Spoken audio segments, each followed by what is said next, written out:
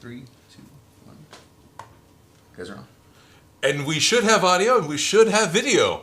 Hi everyone, how's it going? It's been a month. I'm going to wait a moment to make sure that I'm actually sending audio and video out because I'm so good at not doing that.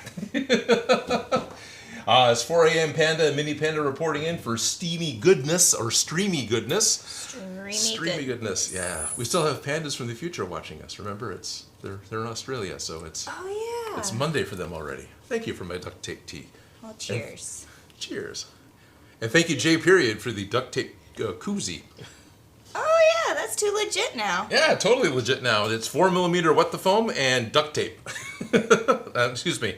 HD foam. Wow, I said that I was totally gonna say, wrong. that doesn't look like what the foam. I'm glad you caught me. I didn't say anything. I'm sorry, Steve. You caught yourself. Guten Abend from Germany. Mason's Craft says, I love the katana build, and now I'm making my own. Sweet. All right, well, it looks like no one's saying no audio. So? Odin OP in the chat. Oh, yeah, I was saying hi there, Darif. Now, I did also, Faker Maker.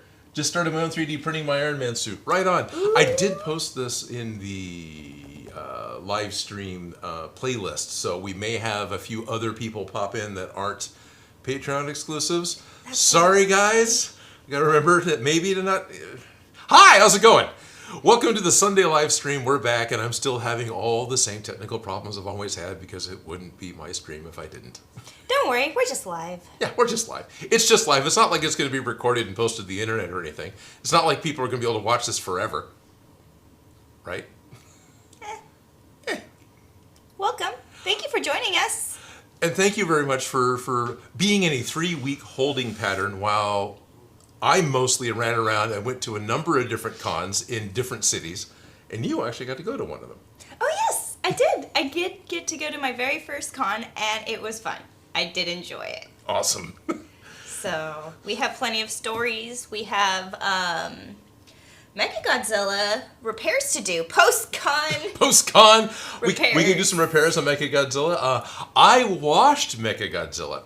So one of the sudden benefits that I hadn't really considered with making all of the vinyl parts Velcro attached to the foam parts, yeah, you can put those stink farms into the washing machine. You see, when you take upholstery, vinyl upholstery, which is completely watertight, right?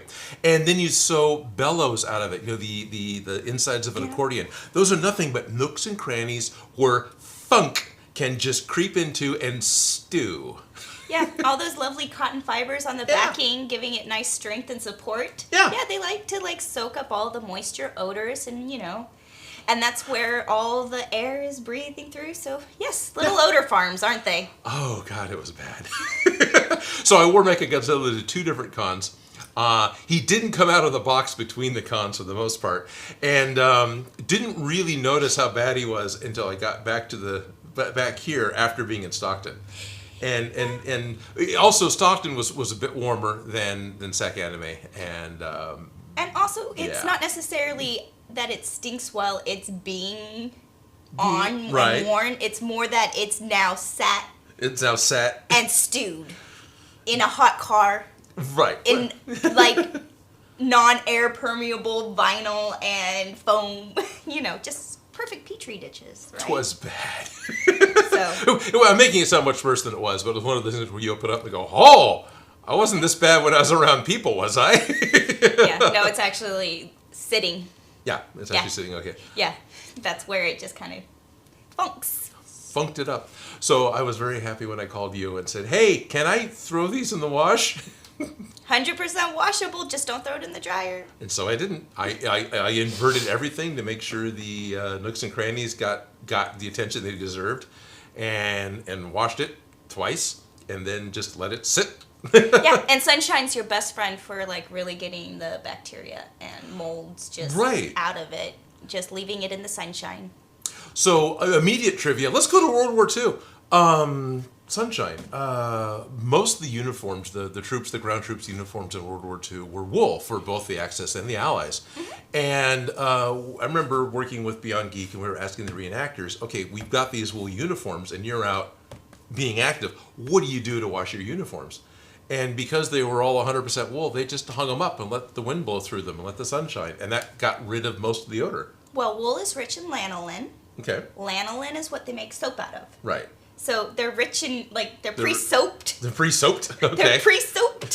So, sheep naturally are kind of clean creatures, I would suppose. They have the lanolin built into their... They're secreting their own soap to keep their wool clean. Yeah, kind of a thing. So sunshine and...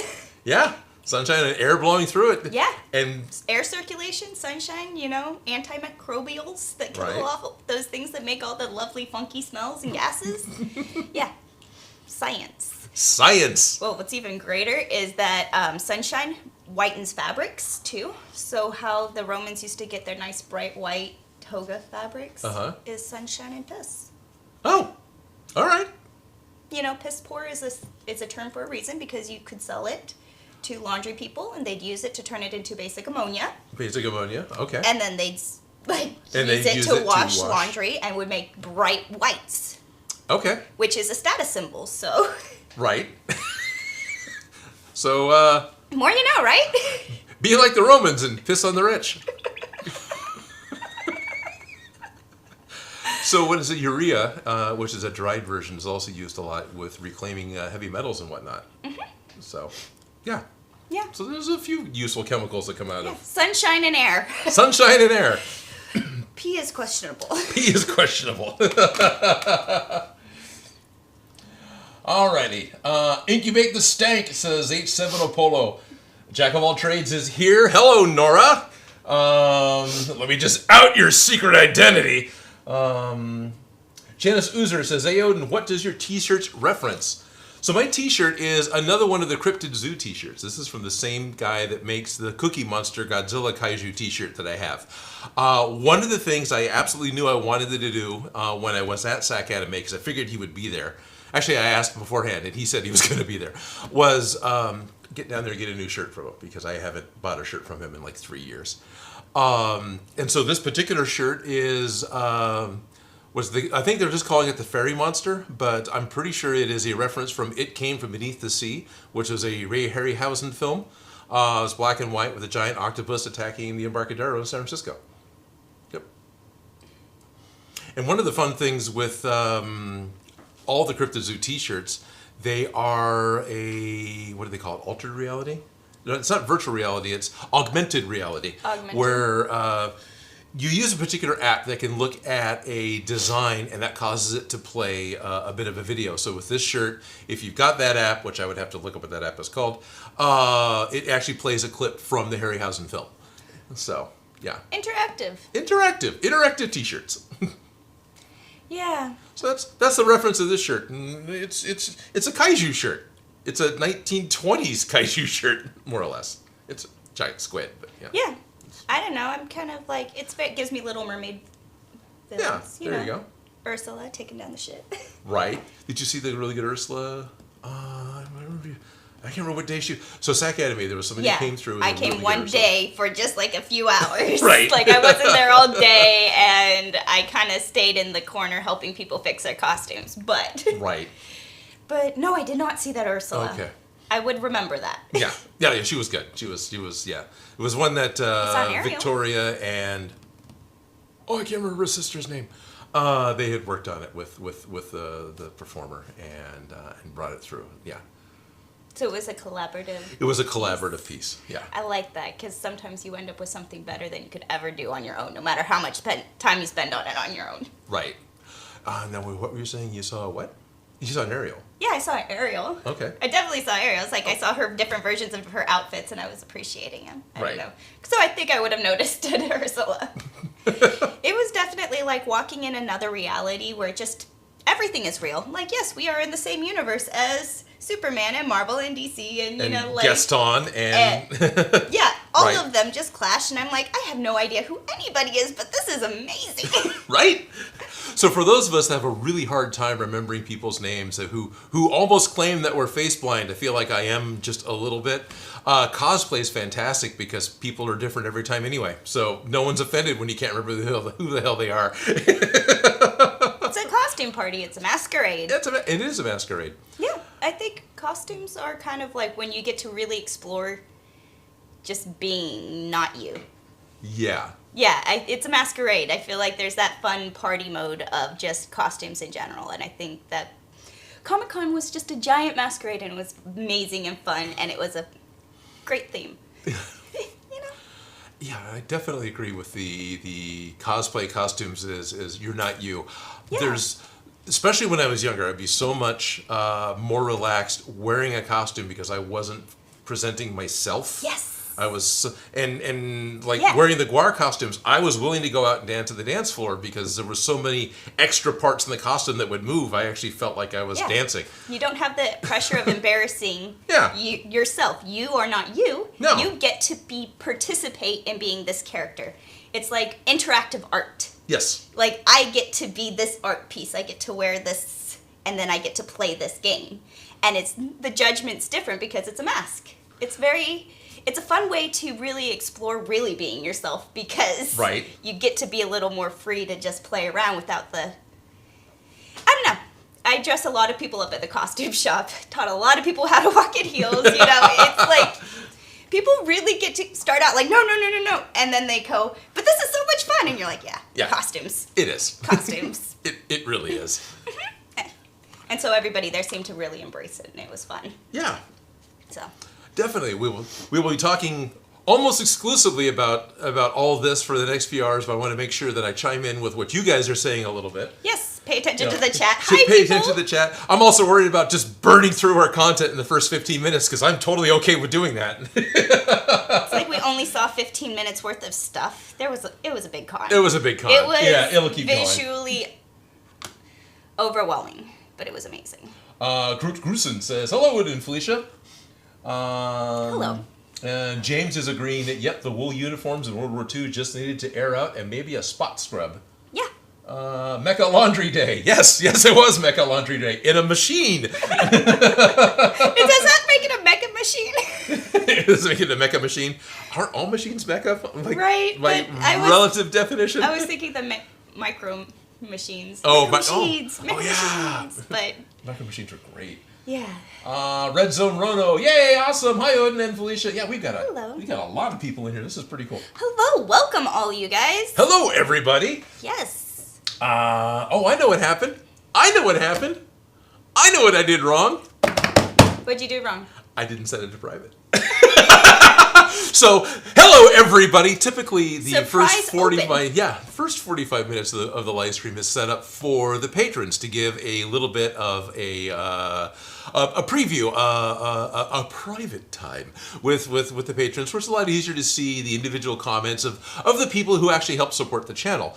Definitely need to give big thank yous and big shout outs to all of my Patreon members and to Nora, who helps very much run the Discord and helps run the Minecraft server, because the patrons is what pays the bills here. So if you don't mind me going right into the PBS speak, it's because of viewers like you and the patron support that Odin Makes is able to put out the fine content that it does every week. So I want to say thank you very much to everyone who directly supports the channel.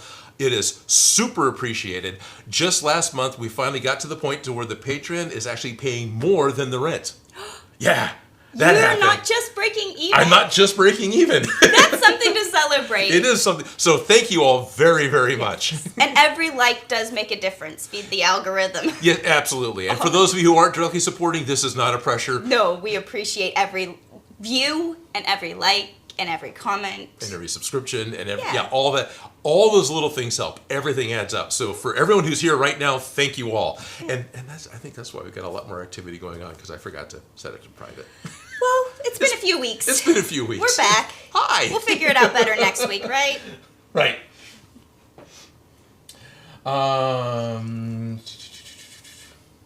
Does anyone else keep on getting video errors? I hope not. Hope not. Hishram Abdu. Wow. Hishram. I am going to just ruin your name every single time, so I'm really sorry. But is asking, did you watch the Spider-Man No Way Home trailer? No, I have not. I have, a few times. Slowly? Frame by frame? In sections.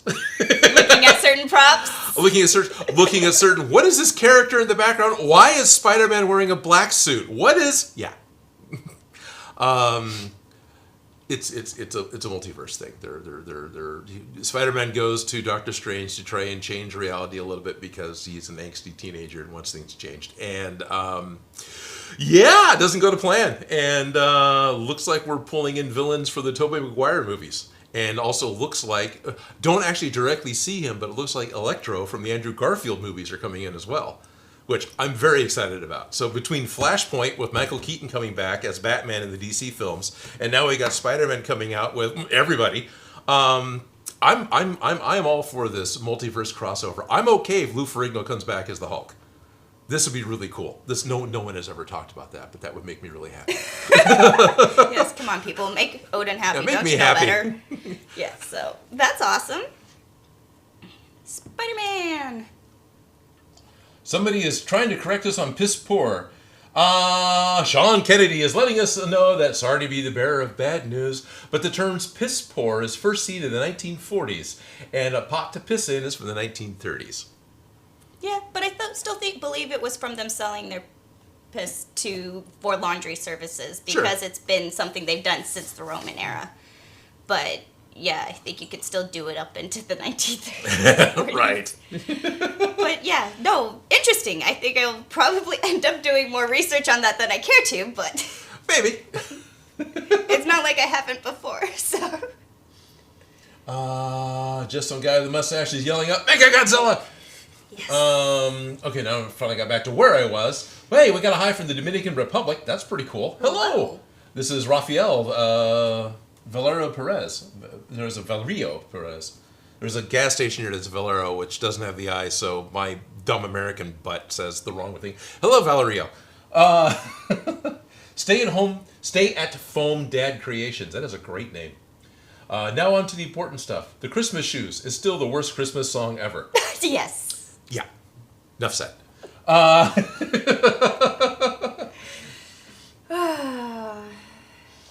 Let's see. Marvel guy saw all 6 episodes. Yep. Of Loki. No spoiler chats, people. Sean Kennedy thinks it's all just a Mysterio simulation. This is in reference to No Way Home. I don't know. We already know that Doctor Strange is capable of apparently Inception-type graphics within the trailer. Yeah, and his cape is one of my favorite superheroes. Yeah, the cape is very cool. I have been watching What If. So What If is the animated Marvel series on Disney Plus.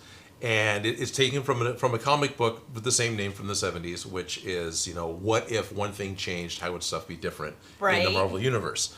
It's kind of a butterfly effect type of concept, right? Yeah, the pivotal moment. Yeah. Not this week's episode, but last week's episode, they brought in Marvel Zombies. It was a way to do it. That was a whole separate multiverse storyline in the comics originally where something goes wrong and what happens as superheroes become zombies. Yeah. Well, the cape played a role because the cape survived. Because it can't get infected because it's cotton. Exactly. Or silk or wool. I don't judge, but, it's not. And it was a hero many times over in the episode, doing things that no one else could do. I really respect his cape. I think it is one of my favorite superheroes. And I saw somebody cosplay as the cape. As the cape, yes. I saw that. I also saw that at Silicon Valley Comic-Con. There was 2 different people. One person was Doctor Strange. The other person was the cape.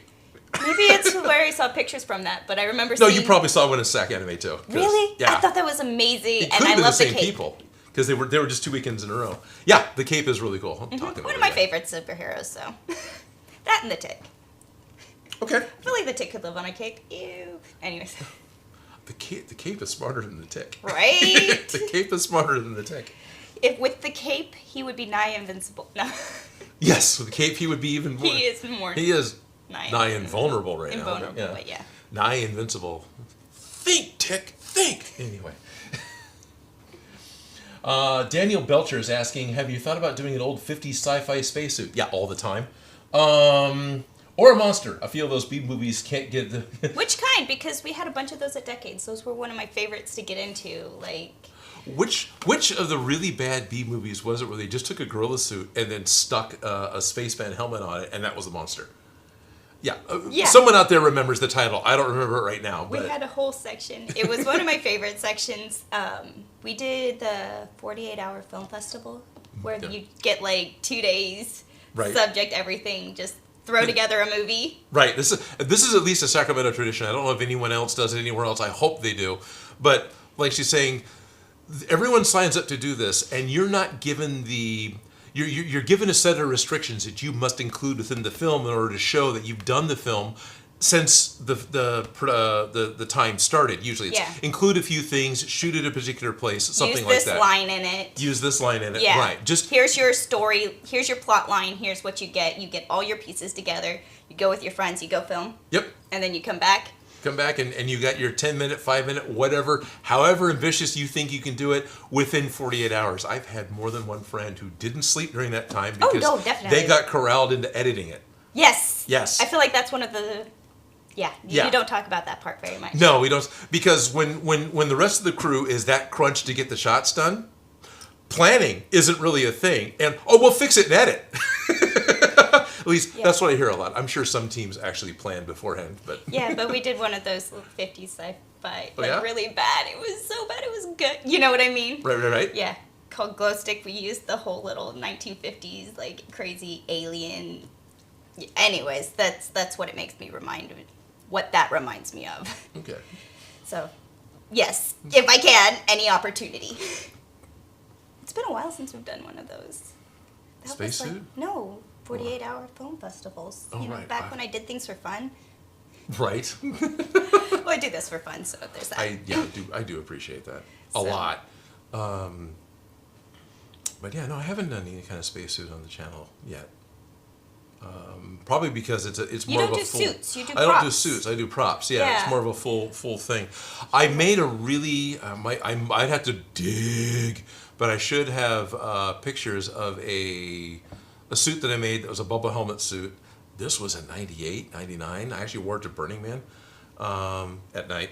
Yeah, that was fun, and I wanted to do more, and I just haven't since. That was one where for the chest box I got the in-wall thing for the water valves for your washer and dryer. So it's just like a box you mount into the drywall, and this is where the plumbing comes in. So when you're as the human in the room, you can reach in and get to the valves, and it makes them subsurface so you can push the machines all the way against the wall. Anyway, I put it with the wrong side out because it had all these great lines on it and stuck stuff to it and ran hoses off of it and made the chest box for my spacesuit. Yeah, it's the tubes. It's the tubes. It's really the tubes that make it look legit. Yeah. Like the little baby in the little black onesie, but you put the water bottle on the back. It's the tube from the pacifier to the bottle that instantly makes it a scuba diver. All right. It's the tubes. It's the tubes. It's the little details that somehow just go boop. Totally. So, yeah. What are people saying? What are people saying? Looks like they're saying a lot. Hi, peoples. I can't see it quite from Right. here. Sorry.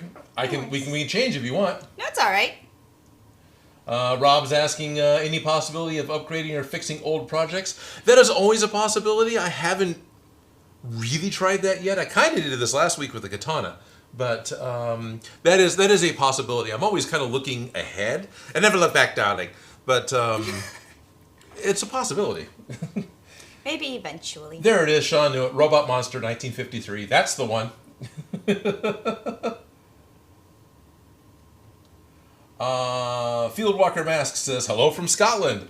Hello in Scotland. Let's see. Jeff 3D Models. I see the Duct Tape Bucks brand Go to Juice. Oh, Go-Go Juice. Go-Go Juice. Oh, that was it. Yes, it's Go-Go Juice. Go-Go Juice. Honey Boo Boo Child. She was one of my favorite costumes to do all the time. Yeah, I always liked her Go-Go Juice. So Duct Tape Go-Go Juice. Off-brand. It's my own version. Yeah. It's not so green. It's probably good. I don't know. Well, actually getting a Gundam request. I should make Barbados Mace from Gundam, from Iron Blooded Orphans, which was a manga, right? That wasn't even... Iron Blooded Orphans was only a comic. It was never actually a... It never made it to... It never made it to video, I don't think. Not that I am a super trivia Gundam guy. It's all secondhand knowledge, but, you know, I've seen an episode or two. So, the one thing I didn't do was prepare. What a shock. I didn't download a bunch of footage. I still can, or pictures. So I could grab a few pictures now from SAC Anime and Silicon Valley, or we can just talk about it. I don't know. I say we kind of talk about it. Okay. You were talking about some of the issues that came up with the costume, because this is the first time you got a chance to actually wear Mechagodzilla. Mechagodzilla. Yes. Like, there is, like, one thing building it, and it looking correct while it's just standing there. Right, which even then never happened until SAC Anime. Right. And then there's a whole nother aspect of movements. Right. Wearing it, being a functioning human, breathing, not robot inside of it. Right. You know, all the challenges that come with that. And the new height restrictions, and like dealing with a tail. You know, if you don't have a tail in the first place, when you have one, it can be quite shocking. Yes. Apparently, I was in danger of knocking down a great many things in the vendor hall. Thankfully, the tail isn't high, so I wasn't taking things off the table like big dogs Just do. whipping people from under their ankles. I would. Yeah.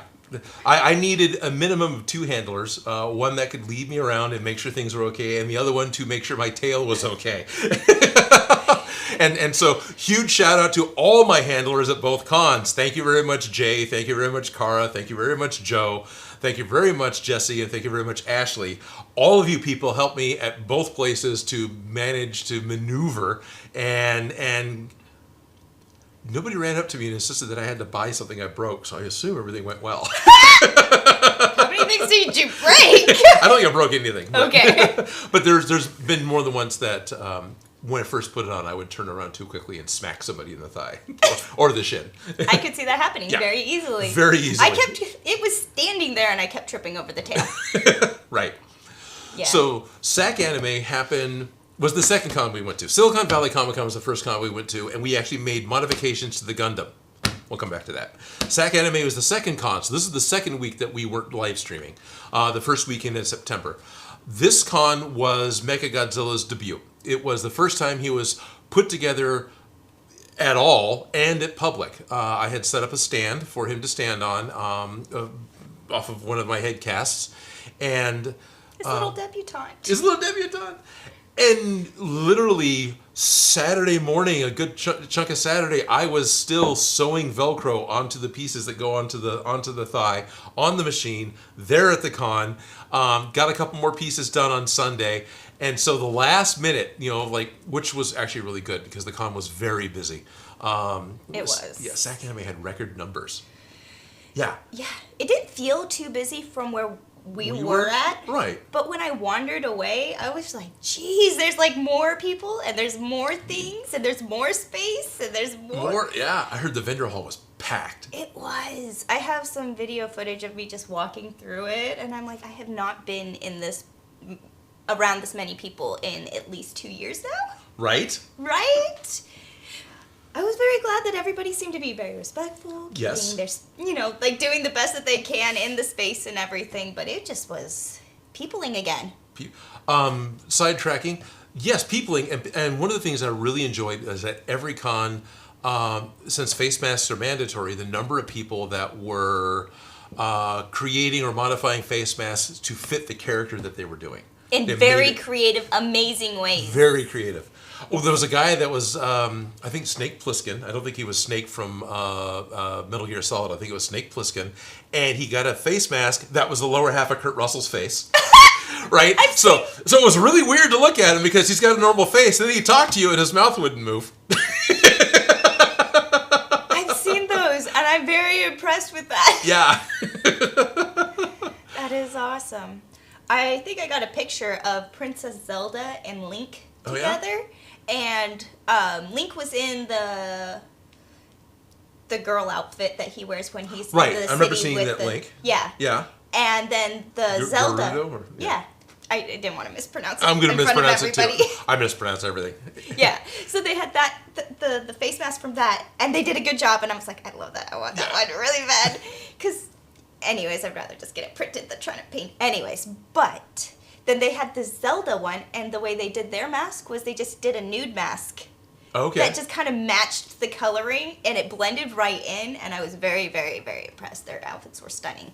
Nice. They were the only people that were like, can I take your picture? Right. At Stockton Con, Indiana Jones and Professor Henry Jones came by. They were awesome. I don't remember the masks they had. I think they're just basic white masks. I think it would fit their time period. Yeah. But they looked great. And the really fun thing was Professor Henry Jones, gave me, which I don't have with me right here, a really nice little silver ticket to be able to attend his lecture. I'm going to be giving a lecture in just a couple of days. I'd really appreciate it if you could come. And he gave me a ticket to his lecture. So I've got a ticket. You've got a silver ticket. Yeah, I got a silver ticket. It's really cool. Right? Okay, so besides the walking challenges, right, what was it like being in that suit? Joy, bliss, fun, everything I wanted it to be. Hot. Not that clumsy, not nearly as clumsy as I thought it would be. My normal feet and my normal shoes were touching the floor. And that made the world of difference. I've done a number of costumes with even the tiniest bit of a platform shoe, and that would create a change in walking. That would create a difference in the contact with the ground, with being able to handle things. Even though I was fully covered in, boilerplate technology, space titanium, kaiju stuff, it wasn't that big of a deal. Yeah. It was very. You were rooted? I was rooted. I never felt off balance. I would go and turn around, and poor Joe, who is in 7-inch platform shoes on the Gundam, these giant clumping feet, I'd turn around and he'd be way back there and went, oh, I got to slow down.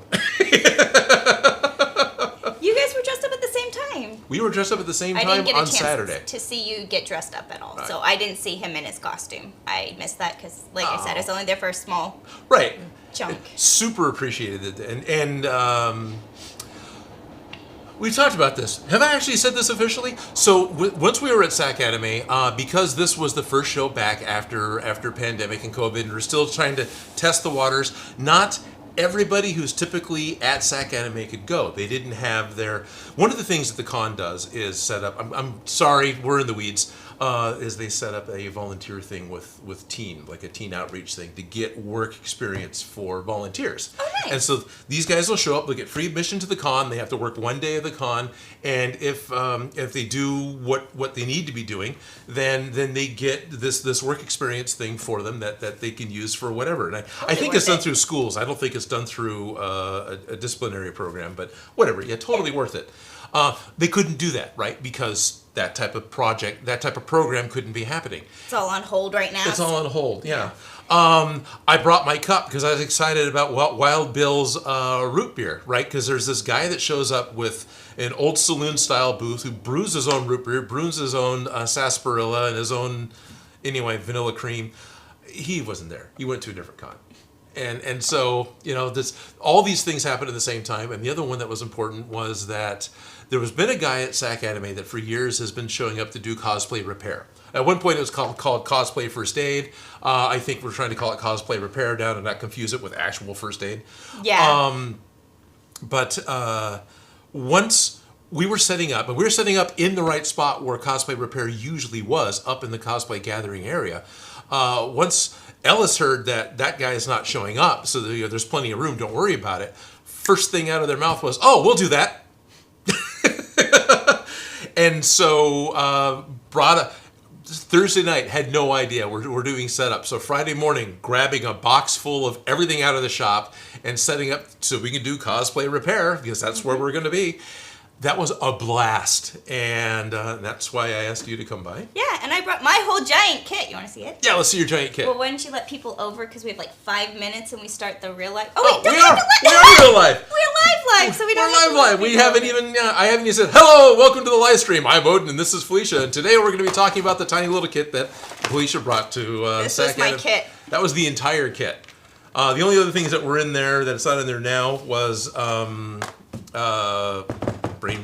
braining. You had a mask in there and a USB stick, but yeah, because people needed to charge their phones, right? But which was great. My kit totally got emptied and used up, and this is all Yeah. I brought, and everything from the minute I got there was, do you have a safety pin here? Yeah, this had a number of safety pins in it, and this had some bobby pins in it, and it had half a dozen or more hair ties, new hair ties, and it was rated and gone in a heartbeat. What do people need when they're playing dress up? They need safety pins, bobby pins. Yes, safety pins, bobby pins. Yeah. It was a lot of fun doing cosplay repair. Yes. Oh, I found my new favorite tool. Like, I need Okay. to get one of these. This is my new favorite thing. And this is one of the things that was fun with cosplay repair. This. Yeah. Is this one specifically. Specifically this one. Because there's two of them. I've actually got 3. You have 3? I've got Because 3, yeah. There was this guy, but I only too. brought the 2 because the other one I have is so much like the other one. Okay. So, I didn't like this one as much as I thought I would. Right. I brought this one because this one has interchange.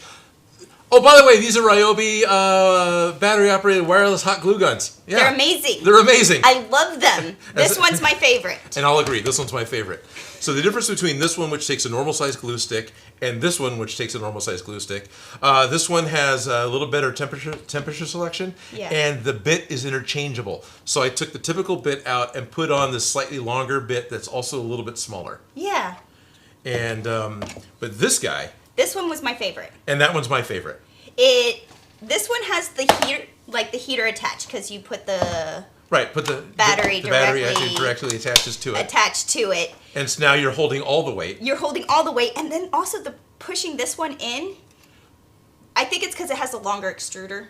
Maybe, or That it's just it hurts my wrist using. oh, okay. Long periods of time holding it out with the weight, it just was not as, I didn't like this one. It didn't work as fast or as much as I liked. But this one, oh my gosh, is my favorite. It's like the Cricket. Yeah, it's like the 'Cause- noisy cricket, It takes the smaller size glue sticks, which I've already had to go and buy more of. right? Because I used this one instead of that one. So did I. The whole thing. And you charge it, and then you take it off the charger, and then it gets hot again. Uh-huh. And it doesn't, you'd think that this one being directly attached to the power source would stay, like, constant hot. I felt like this one got hotter. It did. It did? I Yeah. wasn't crazy? No. Okay. I've got a burn scar. Yeah, that one gets that one gets nice and hot. This one gets hot right away and fast, and it Yeah. doesn't take as much time to heat up as that one did. Yeah, which is weird. Right? Right. Right? Totally. Okay. No, Okay. you're not crazy. Yes, but this one now I need to go out and get because it was like the best. And it has this little spot right here to catch all the drips. Mm-hmm. And it totally catches all the drips. This one has this thing, but because you put the extender on, It it kind just of misses. missed it. Yeah, it didn't quite get it, but we kept flipping it out to try anyway. Yeah. But yeah. Yeah. This is my favorite thing. Is some people, all they needed is, do you have, here. Yeah, exactly. And they're like, and they were on their way. I love this one. Right. So. And I love that they weren't plugged in because it was very easy to just hand off. Right. Here. And at this point, on the workbench, same thing. It's like, I've always saw wireless hot glue guns, right? They've been available for a while. These happen to be a new model. But I never wanted to buy one because I'm always right next to the plug. Why would I wireless one? I got the plug right there. Who cares? Yeah, not having the dang cord, not dragging it over, knocking your paint over or something. Yeah, it's actually really nice. Even right here, when I got the plug right there, it is awesome being wireless. Anyway. No, Done got no ranting. strings Got to no hold me strings. down, you know? No, I like the wireless irons. Yeah. I like wireless hot glue guns, but I never bothered. Like, I tried getting, like, a nice hot glue gun recently, but I was very disappointed with the amount of money I spent on a stupid hot glue gun that melts on the outs, you know, before it even gets to the extruder. Wow. It melts here. It gets too hot, even though it's a high-low temp. It just melts here instead of there. Okay. So I was very disappointed, and so I was like, I would rather just spend the $1 on the cheap craft hot glue Right. guns, the tiny ones. They have the cheaper glue sticks anyways. So and if they get destroyed or ruined, I don't, whatever. Right. You know, I don't mind letting the PAs destroy them. Right? But this, I actually want. Like, I will. The battery is the expensive part. I believe this is currently on sale. Yeah, but and it's super cheap. It's like the whole wireless portion of it doesn't cost any more than a typical, hardware hot glue gun. It's the same brand as my drill, so it's Oh, not you're like- good. Yeah. Oh, yeah. Oh, okay. So this is, I totally need this, Yeah. and I even like the color. No, I'm teasing. I need a new hot glue. Let me go contact Ryobi and see if I can't get a hot glue gun. Yes, but that was the hero of the con, the unsung hero, because thinking of all the different repairs, there were a few that were over and over. That thing got used more than any others. And when it ran out of the small glue sticks, I noticed. And I realized that why I didn't quite like the other one as much. I will be sure to have a giant bag of that glue stick. I'll order them from Uline or something, the big industrial bag. Well, they have them really cheap at Walmart. Yeah. I know. Fair enough. Like those It's are funny, I'm not around at Walmart anymore. Really? The one over in Arden, closed, and so Walmart. I actually have to go to get to a Walmart now. I don't know. I usually buy them at the 99-cent only stores because it's like you get the $1 for the glue gun and the $1 for a pack of sticks. They're probably going to break by the end of the project anyways. Everything's meant to be thrown away in garbage. I try. We try. Yes. So what are people saying? We got lots of emojis. H7 Apollo says the smaller diameter glue stick is why it heated up faster, because I assume meaning there's less material to heat up. Yeah. So, no, completely makes sense. Yeah. Smaller cookies take less time to bake. Kara Skywalker says the mini glue gun is the best thing ever. Yes. I totally need a new. I need one. And H7 Apollo says, hey, someone is switching up the camera angles. Thumb up. Yes, we have a silent partner here who's silently switching. Let's just say it's the switcher we got at home. Yeah, it's the switcher we got at home.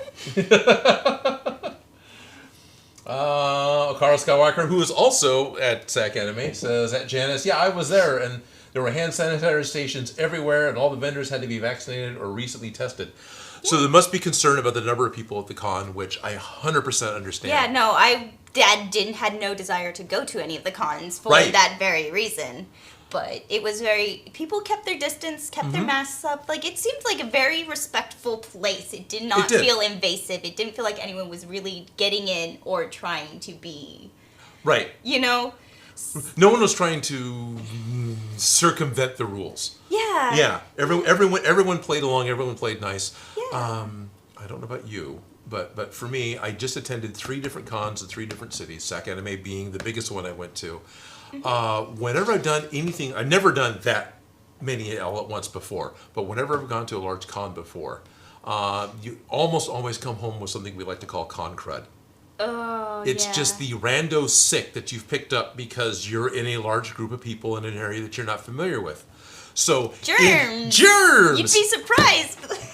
In a pandemic year, I went to 3 different cons in 3 different cities, and I got no con crud at all. You had a lot of space? I had a lot of space. I had my mask on. Everyone else had their mask on. We had hand sanitizer. In fact, I don't know of anyone who's really got the con crud. I'm sure it happened. I'm not saying that it didn't happen, but yeah. Yeah, I could appreciate this new culture of, you feel sick, let's not give everybody else the sick. Right. I was not raised that way. I was like, you get your butt to work. Exactly. Right? Are you deathly dying with blood running out of private places in bed? No, then you got to go to work. You're not that sick. Still, suck it up. Even still, you can just put on the absorption panties and let's go to work. Yeah. Right. And that was me too. Yeah. And so I appreciate that it wasn't like a bunch of sniveling children everywhere. Right. Or the other main problem with most of the American workforce that I've always been part of, where you don't get sick pay. If you don't show up, you don't get paid. Yeah. No, I am so glad that I am no longer. Yeah. Ooh, hey, Ben and Lynch threw us £5. Ooh. Money towards Felicia's glue gun. Sweet. All right. Sweet. Absolutely. Yay. If anyone wants to go and look, because I have no idea what it's running right now on HomeDepot.com. But if someone wants to go and look and find out what the goal is, if we can hit that goal during this stream, I will go on and order her the glue gun live on the stream. It's a good little glue gun. It's a good little glue gun. And it's not very much. I think it's like $20. But no, it's totally worth it, whatever it is. It is. Like, that's a good little glue gun. It is a great little glue gun. The little glue gun that could... I don't know. You had... The little glue gun that could. Exactly. Yeah. When a tool works, it makes the job so much easier. Yeah. Like having the right tools. And I feel like we had a lot of interesting problems. Mm-hmm. That was one of my favorite tools. And then I liked the little nippers. Those came in way more handy than you'd expect, because the orange. The orange-handled little nippers? Or no? Yeah, Oh! because of the orange zip tie. Sorry, I Right. can't speak. Hi, people. We're just live. Is that a description, or are you just saying hello to people? Saying hello to Oh, people. okay. Yeah. The orange things are the zip ties. The weapons check would take these bright safety orange zip ties and attach them to weapons to show that this person has been to weapons check and it's been okay to walk around the con. This is a standard thing, and cons mix up the size, shape, length, and color of the zip ties all the time, so you can't just pre-stock so you can bring in something inappropriate, right? Yeah. But most of the cons don't care if you cut the tail off as long as you still got that orange. So yeah. So this thing right here. Right. This thing was like the best. Just pop, and we're done. It was all they are is I know them as side cutters. They're also like wire cutters, but I've got a bunch of these from not only 3D printing but Gunpla. We've got a dozen pairs of these because of Gunpla lying around in 3D printers. But yeah, these are great. Yeah, those were one of the tools that I grabbed all the time. And then the orange tape. Did it make it back here? It's still on the tape roll. Go ahead and grab the whole tape roll. But where's the tape roll? Oh, it's on the table. You just sort of reached over it. It's buried in the stuff. Ah, yes. Yeah, it's hiding in the crap. I used to have, this was my go-to for tape rolls all the time. Yeah. This was a lucky find. Somebody at a different production like 2 years ago left this lanyard of thing here, and so I had a braided leather belt that I would use. Oh, there you go. Yeah, no, the totally tape. And I would just sit there like on set like this with my little tape roll. Yep. Tapes fix all the costume problems. And they did. We had plenty of people come up. Do you have tape? We just bring this up. Yeah. What flavor do you want? Yeah, this tape got used a lot because of the weapons check. Yeah. So you would put this on the ends of the guns. Ends of the guns to make it federally compliant. Yes, because it's California state law. So we were Right. saving people from felonies here. Felonies from a state law. Oh, state Yes, but anyway, we were helping people behave the rules. Yeah, right. No, So the spike tape is very cool. yes. And All right, Ralph Morick with 10 pounds. Thank you, Ralph. Go sticky glue gun. it looks J. Oh, excuse me, not pounds. Sorry, euros. What now? J. Period says that it's $24.97. Oh yeah, no, I could totally go grab one of those. Yeah, $24.97 with that battery from Home Depot. Right on. That is not expensive. Why No, do I it's not? not. Oh, These yeah, are great. I could go grab one. And we're currently at $18 because of conversion. Not bad. Not bad. Those, I'm excited because Merry Christmas. Right. What do I want for Christmas? A glue gun. A glue gun. And some really sharp scissors. Yeah. Always. So this, yeah. But I was about ready to run down the I'm going to continue to be whatever to talk about all the Ryobi tools. But I don't oh yeah, you right got not sponsored, but I didn't get sponsored. I got well, it's kind of Swag? sponsored. I got a bunch of Makers tools. Ryobi just came out with the Makers line of tools. Yeah. And Kathleen, the representative, emailed me and sent me the full line. So it's 3 hot glue guns. It's 2 different battery operated soldering irons. It's Yeah, 2 that different. got used a lot. Yeah. That was a great soldering iron. I just a little right. over my head. Yeah, did use it once. And Joe used it a few times. Did Joe use it? Okay, cool. Yeah, no, it was like it kept getting like it was used a few times for random things. Like I thought that was a really cool tool, but I don't often solder, so I wouldn't even. I would go to hot glue before I'd go to a soldering guy. But it got used. It got used. Yeah. And they also had a battery operated rotary tool. It's like a Dremel, right? Yeah. A Dremel technically is a rotary tool, but Dremel's a brand name. So Ryobi's got this battery Their operated. own Dremel? Yeah. Yeah. Which the little one is my favorite out of the 2. So there's this one that the battery just goes here, and it's a totally separate handle. And it's just That's Yeah. kind of not. Okay, we are doing an infomercial for We're Ryobi totally doing right an now infomercial because for now Ryobi I right want now. this one too. So. this one's great. Okay, so it's battery operated. It's low power. It doesn't have as much. I'm not trying to talk it down, but it doesn't have as much torque as the Dremel model does that plugs in. Well, because however, plug-in gets direct power versus battery power, Yeah. and so on drills and things like that, you kind of just want to plug directly into the wall unless you really need the portability. But yeah, these are portable. it has portable, and this one's very quiet because the little motor's on this. It still has a speed control. It's very easy to The motor's control. not here? No, It's on this? It's all totally in the handle. That's awesome. The other one, which has got a base model and a flexi cable, that one the motor is in the base model. It's got a bigger motor. It's still not as powerful as the plug-in model, but because it's lightweight, I think the gears are plastic. It is noisy. So that's my only complaint with any of these tools is the gearing on the flexi shaft of the Ryobi multi-tool with the base model is noisier than the plug-in Dremel. It's crazy. And it is strictly the gearing of that, because when you take it off, it's quiet because it's just a little 12-volt motor. It doesn't make any noise.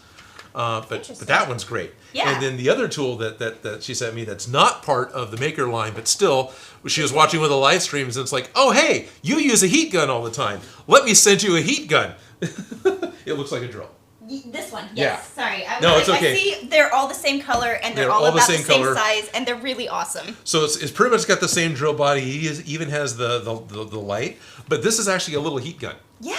And it's, again, not as crazy strong as the heat gun I typically use. But do you always want it to be crazy strong? But the best part about it is this doesn't burn the foam.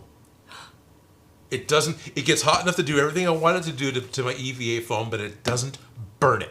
I'm going to say you should talk to Ryobi and see if they could come out with like a yellow and black line for the Odin's Makers line. I'm just saying, the right tools for the job make the job so much easier.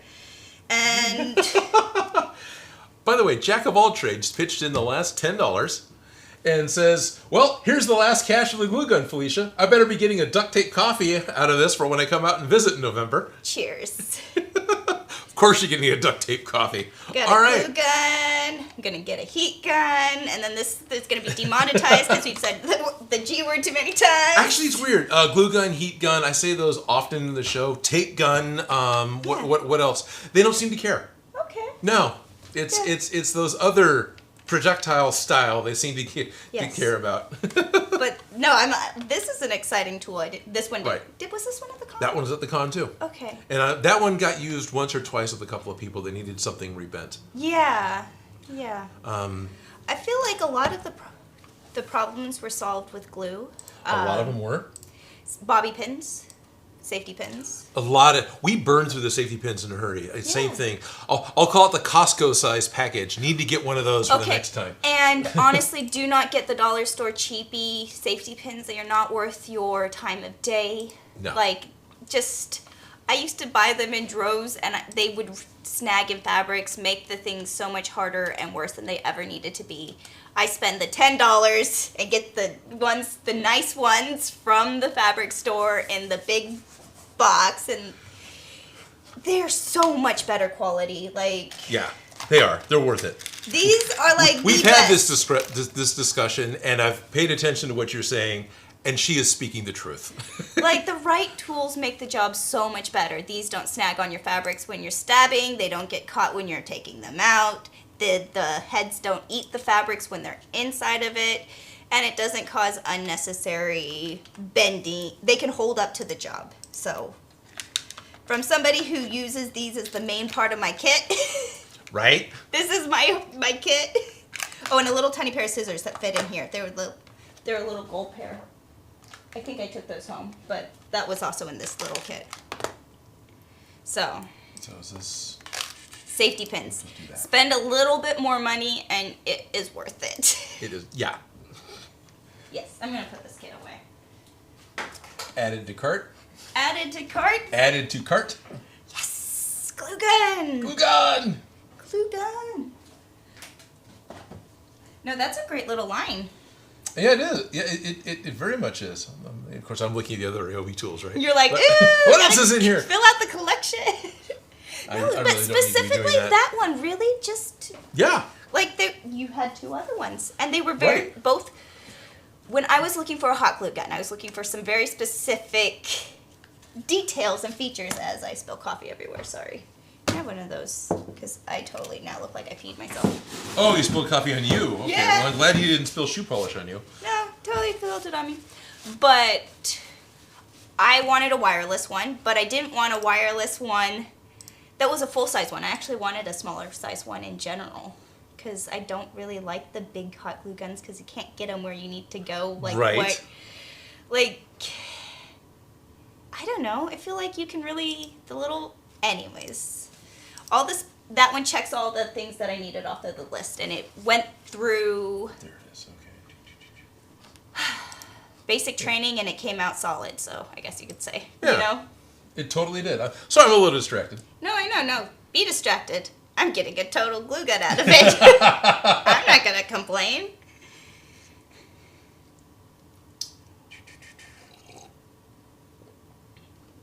Clickety click click click. Clickety click click.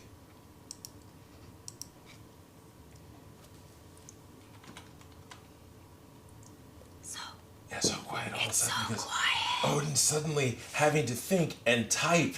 Yeah. Here, let me use my credit card live on air. See, it's my card right here. There we are. Now everyone's got the info. So, Right. I'm trying to think of all the different problems that we had come up to the booth. So one of my favorite things was the number of shoes that we repaired. Yes. I don't know how many you saw on Sunday, Yeah. but the first thing we did was re-glue somebody's Yeah. broken flip-flop. Yeah, it's that foam. How did you fix it? I'm curious. Because I had it down by the time I left the con, and I left Joe with my formula. Oh, okay. The one thing I remember seeing Bards use for professionally was resoling work shoes. So every shoe that came up, pretty much, except for one, I fixed with contact cement. And so particularly the one person who came up on Friday who had whatever little China costume shoe that not only did the sole fall off, but the top of the shoe separated from the insole, so it was just this. Yeah. And I contact cement on the material that was the top of the shoe that went under, so I contact cemented that to the insole.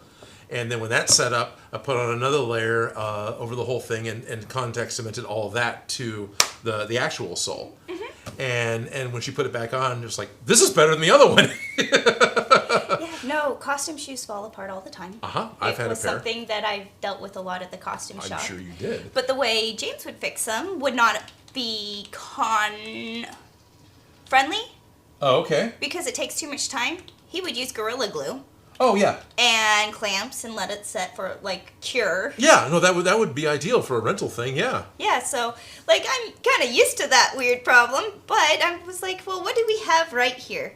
And I used the cup holder from lunch, and I mixed 2-part epoxy. Oh, okay. Really? Yeah, I did a 2-part epoxy around the edge of the heel where the foam met the vinyl or where the heel met. And in the center, I used the hot glue to keep the pressure on while it's set up. Okay. So the inside of the sole. Yeah. And fixed. It set up really quick because it was the 5-minute epoxy. Right. And it held up. And it fixed all those little talking shoe problems. Okay. Right. Like, because there was Talking shoes. there's like one that was like a tall foam wedge with the heel that popped off, and there was another one where the toe was talking. But, yeah. Okay. I was worried about the 5-minute epoxy because it could crack. Yeah. And it takes...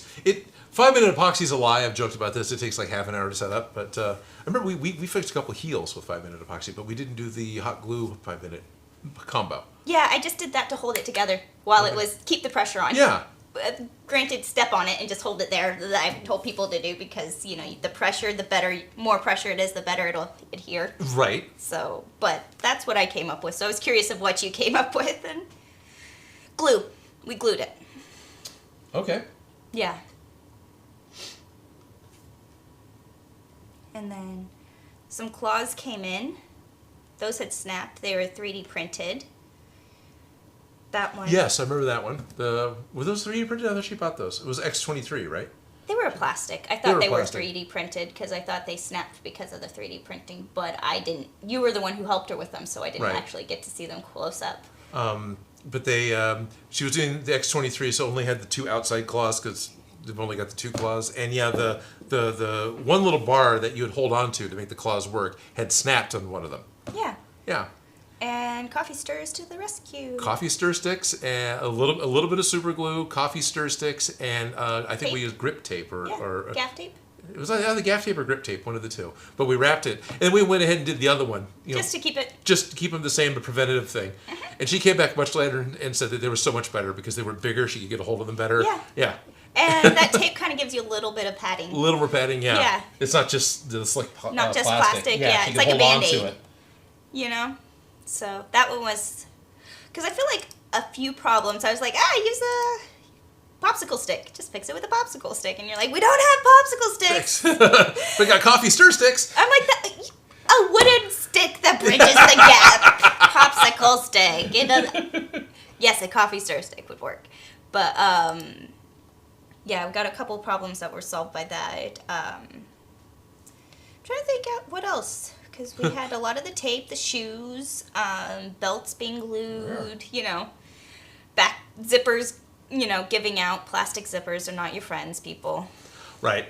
Yeah, because you have to re-get the zip back in place, and then you have to stitch up underneath the zipper so that it doesn't re-pull out and have to be back in that predicament. And then sometimes there's just too much pressure pulling the zipper apart, so by the time you get up to a different spot, you should safety pan it in a different place. Troubleshooting. Normal problems, right? Normal problems. We should be able to pick this up from the local Home Depot right about around the time the stream ends. Yay! Yeah, so it is ordered. That's what I was doing. I wasn't playing. Well, thank Space you, Invaders or peoples. something. I But genuinely appreciate that. I was not expecting it. Ollie Zavala came through with a $5 super chat saying, to my favorite prop maker Odin, thank you. And can you make Zoro's 3 sword from One Piece? I'll have to look. I've only done the one Brooks hat. It's the only thing I've done with the One Piece. Yeah.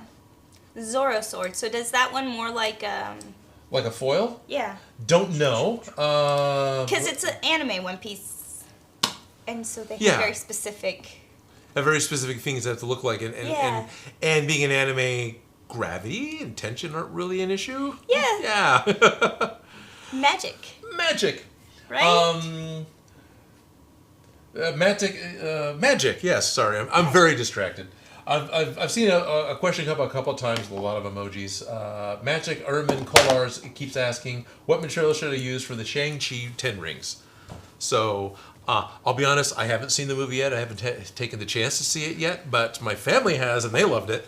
So Shang-Chi and the Legend of the Ten Rings, I think in the comics it was actually rings, but for the movies they got updated to being these large rings that are worn on the arms. And like most CG magic rings, they adjust the size to the user. Let me look it up real quick. That's not an important thing, but they kind of hover and they're sort of on the arms.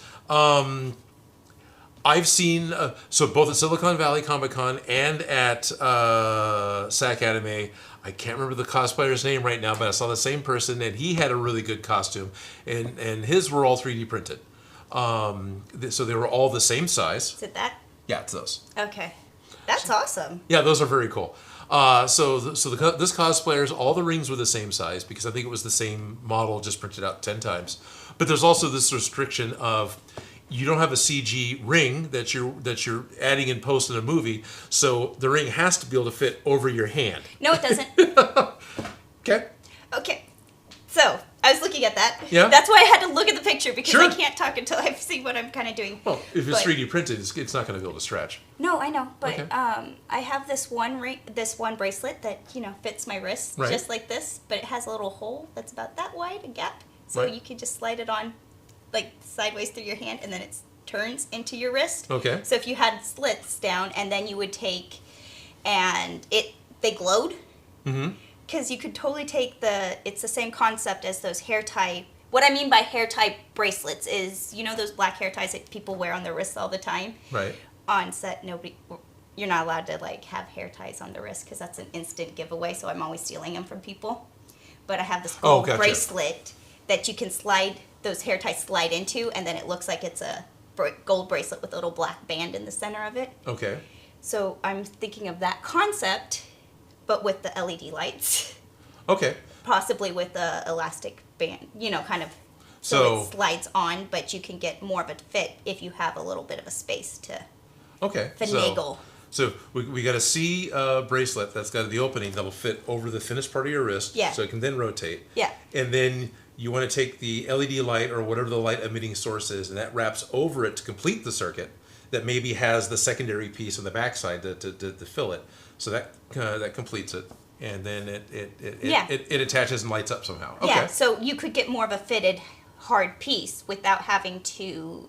Because when we were doing the Wonder Woman cuffs out of the foam, a lot of the things we couldn't get it through the widest part of your hands because I believe average lady's wrist is about 6 inches from my experience. Sure. And this is wrist, the circumference. Yeah, the circumference around versus the circumference of your hand. And bracelets, if you could get your hand in, you don't want it to slide off. So a lot of them, they do that cuff trick. I would use that kind of, at least on the ones that you want to be on the wrist and the lower forearm, where you could totally get, if it fits on your higher forearm up towards your elbow, your hand should be able to fit through it at that point. Okay. So, I feel like, you could use the same size, but you can also get a little more tight in there. I don't know. I like it. So, just ranting. No, that's great. I love how I'm going to go down a completely different path. It's like, no, you don't have to do it that way. It's like, I don't. And so I actually get to listen to somebody else who knows what they're talking about and who I trust and has a completely different take on it that will totally work. There's a million wrong ways to do everything. Oh, there absolutely is. But no, that's great. Yeah, but I'm like, that reminds me of little bracelets. I totally have one in one of my kids. So I'm sure what you mean by the black hair bands being a giveaway on set is just a lot of the actors would have these hair bands and have to take them off to let their hair down or whatever. And that's a quick place to put it, but you can't have that in the shot. Yeah. And that's why you have these bracelets to hide them. Okay. Mm-hmm. Yeah, because, I was thinking it was a grip thing at first, so it's like, okay. But. No. It is, you have long hair. You like to carry around a hair tie because sometimes you just got to pull it up off of your... Yeah. So you wear a hair tie as a bracelet, you forget it's there. Uh-huh. It just naturally is there. So. Right. And nobody really noticed those because they just kind of disappear, but it wrecks movie magic somehow. So when you're on set looking it can become cameras, a peeve of the director. Yeah. You got to go pull the hair ties. But if it's a bracelet, it's not a hair tie. Right. It's a finished piece. Yeah. Very cool. But yeah. So how's that for an idea? Other material, I was thinking, cutting discs of foam that would you'd be able to put on. So foam. Plastic, it's just what's you're comfortable with. Yeah, that's kind of what I typically do. So yeah, but no, that's I like that. I like 3D printing if you know how to do it. Right. It's definitely not my strong suit, but also foam is great because you can totally make it metallic and it doesn't hurt. It's right. It's not soft going to hurt and you. Flexible and. You can sew it and glue it and Velcro it. And it'll survive a fall to the floor. Right. I know there's some resins that are a little tougher that can do that, but yeah. But most of the resins I've been playing with are kind of brittle. Yeah, but I think those would be fun. VanStrider.cause has a good Shang-Chi with the rings and staff. This is from J. Period. Oh, there you go. So check it out. That should be a URL right there in the description. So take a look at that. Connor Cook says, "Hey guys, welcome back, Odin. How did the cons go? We're trying to talk about that. And my video quality is bad now. So what is that? What is your shirt of? It looks cool." So just for Connor Cook, because the last time I answered a shirt question was well over an hour ago. This was the newest shirt I picked up from the Cryptid Zoo T-shirt, and it is a giant squid. It's a giant squid. It's the fairy monster. Is what the Cryptid Zoo called it. It's a giant octopus attacking the Embarcadero. 1, 2, 3, 4, 5, 6. I think you only see 6 in the movie. Okay. But it's a giant tentacled creature, and I'm pretty sure it's an octopus from the Harryhausen film attacking the Embarcadero in San Francisco. This is a 20s, 30s, probably 30s. Calamari yeah, it's probably attacks. 30s actually. Stop animation that Harryhausen did. Yeah, and it's very cool. Yeah. When I wanted to go there, this was one of the ones I wanted to get. It was this. I was thinking about Mothman, and I was thinking about Bigfoot. When I finally got to see the Mothman shirt again, not the design that I was super excited about. This one I liked a lot more. Yeah.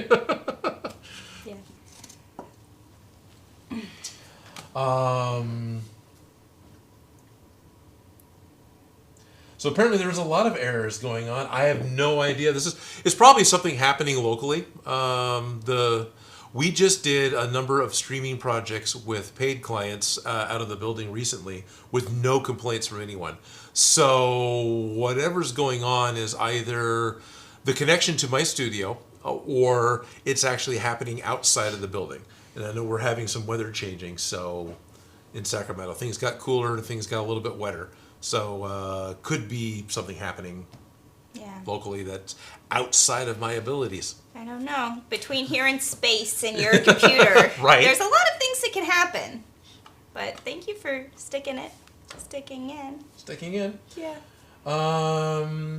Henry Jarville, hello, my good friend. Hello, Henry. Henry? I said Harry first time. Good to see you again. Have you ever thought about making Evil Morty's new Portal Gin from Season 5, Episode 10? I have not seen Evil Morty's Portal Gin. I'm sure that would be pretty cool. That might be fun to go with the portal gun. Yes. I've enjoyed making the portal guns, and I'm all for that. I need to watch. I haven't even seen all of Season 4 yet. I know. I was waiting because I wanted to see it all at the same time, and then all of a sudden I was, is it already done? What, is it already done already? Yeah. And all of a sudden it got away from you. Just like I still haven't watched The Bad Batch. I still haven't watched... Yeah. I've watched 2 episodes of Demon Slayer. Enjoyed them. But that's it. I haven't watched any more since. It's hard to keep up. It is. It's really hard to keep up. At least Demon Slayer only has one season. It's not like One Piece. All right, I've watched 1 episode. How many have I got? 900 more. Dragon Ball's kind of like that too. I know, but sometimes you just get into it and then it's gone. And it's like, go. when did it stop? Can I have some more? How did that stop? Look, Desaad came through with a $5 super chat saying, hello, Odin and Felicia. It was nice meeting you at SAC Anime. It was nice meeting you. The Gundam and Mechagodzilla cosplay was impressive up close. Yes. Oh my goodness. Those things are amazing in real life. And it is fun having those things set up on the mannequins. They're not really mannequins. They're these pipe stands that we put together. The Gundam literally is standing on a PVC tree that's sitting on a light stand. And the Mechagodzilla is on a C-stand, which is it's a type of metal stand that's got a low collapsible foot. They're both very common set tools. But they look very impressive in real life. It's amazing seeing everybody just kind of going, is that metal? Is that real? And just like, can I touch it? Yeah, very much so. Stockton Con was great because Mechagodzilla was done. He had his eyes lit up. He was standing. At SAC Anime, he kind of floated for the first day because he didn't have any legs. But Stockton Con, totally done, head to floor, ready to go. And where we got to place him was at the very end of an aisle. So we were, Stockton Con takes place in the Stockton Arena, their hockey arena, their sports arena. And arenas are, arena-shaped, right? So we were at the very beginning of the curve, at the very end of the straightaway, in this weird kind of corner that had a lot of extra space. It was really a nice space. Directly across from us was the last hallway for Artists Alley. These are the smaller booths that are done for independent artists that are trying to sell their wares that don't have... that are much more affordable for a starving artist, right? As opposed to the larger vendors' booths that can be huge. But Mechagodzilla is 7 feet tall, so his head is above everyone else with his glowing eyes. At the very end of this hallway, everybody saw him. And, picking up, saying hi. Yeah, so many pictures, so many people. It's like, just, I'm a Godzilla fan. Oh my god! And it was. I heard Godzilla met somebody pretty awesome. Godzilla at Stockton Con did met a couple of somebody's pretty awesome. I actually have some GoPro footage of this. I need to make sure that, I haven't even watched that. I need to make sure that it's usable, and I'll get that posted at least for the patrons.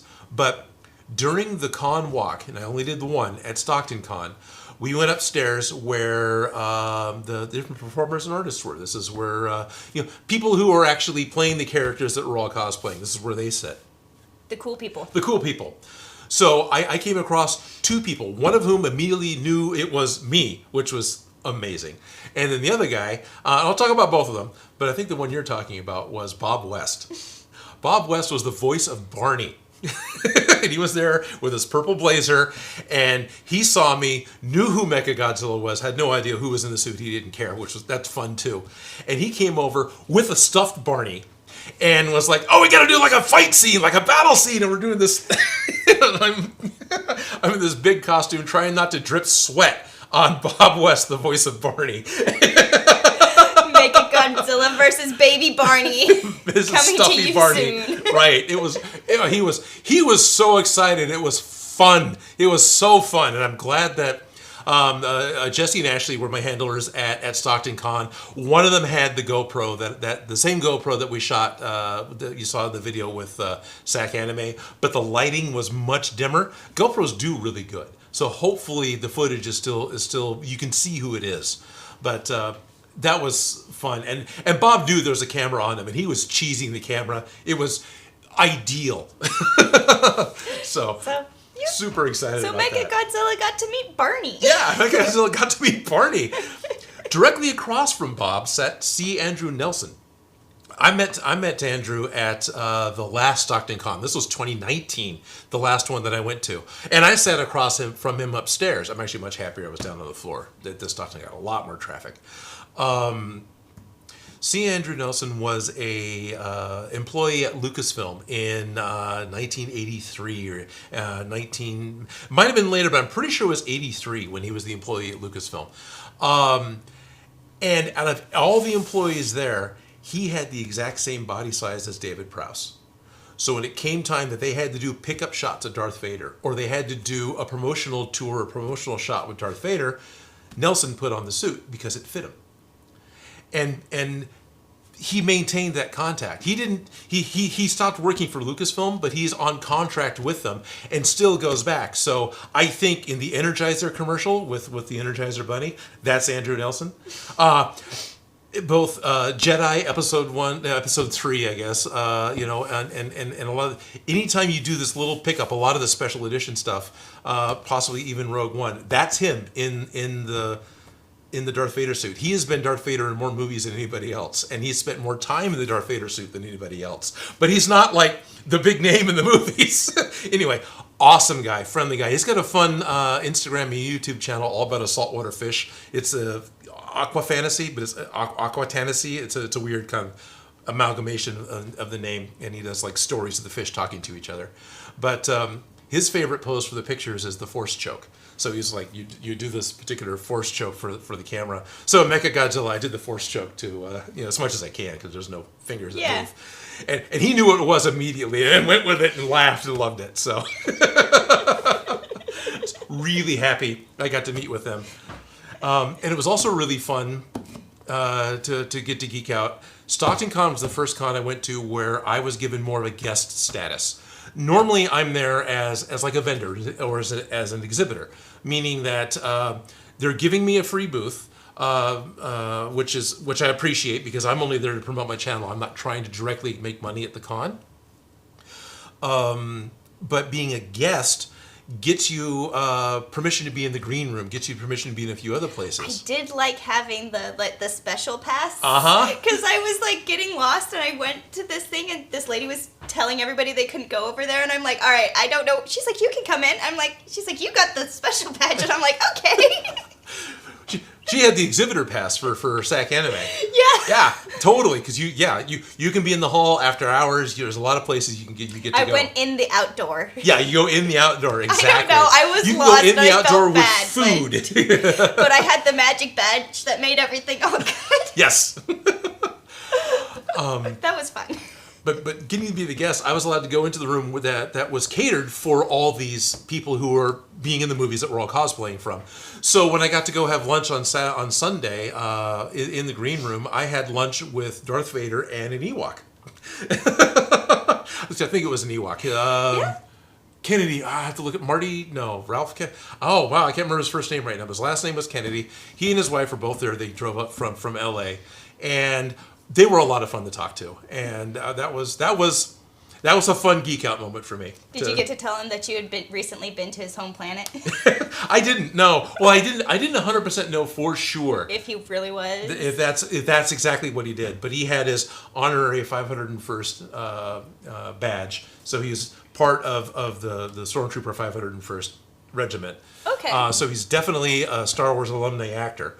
But it doesn't mean that he was an Ewok. Oh, okay. But it's an easy way to describe it. So I haven't looked it up on IMDb. I really should.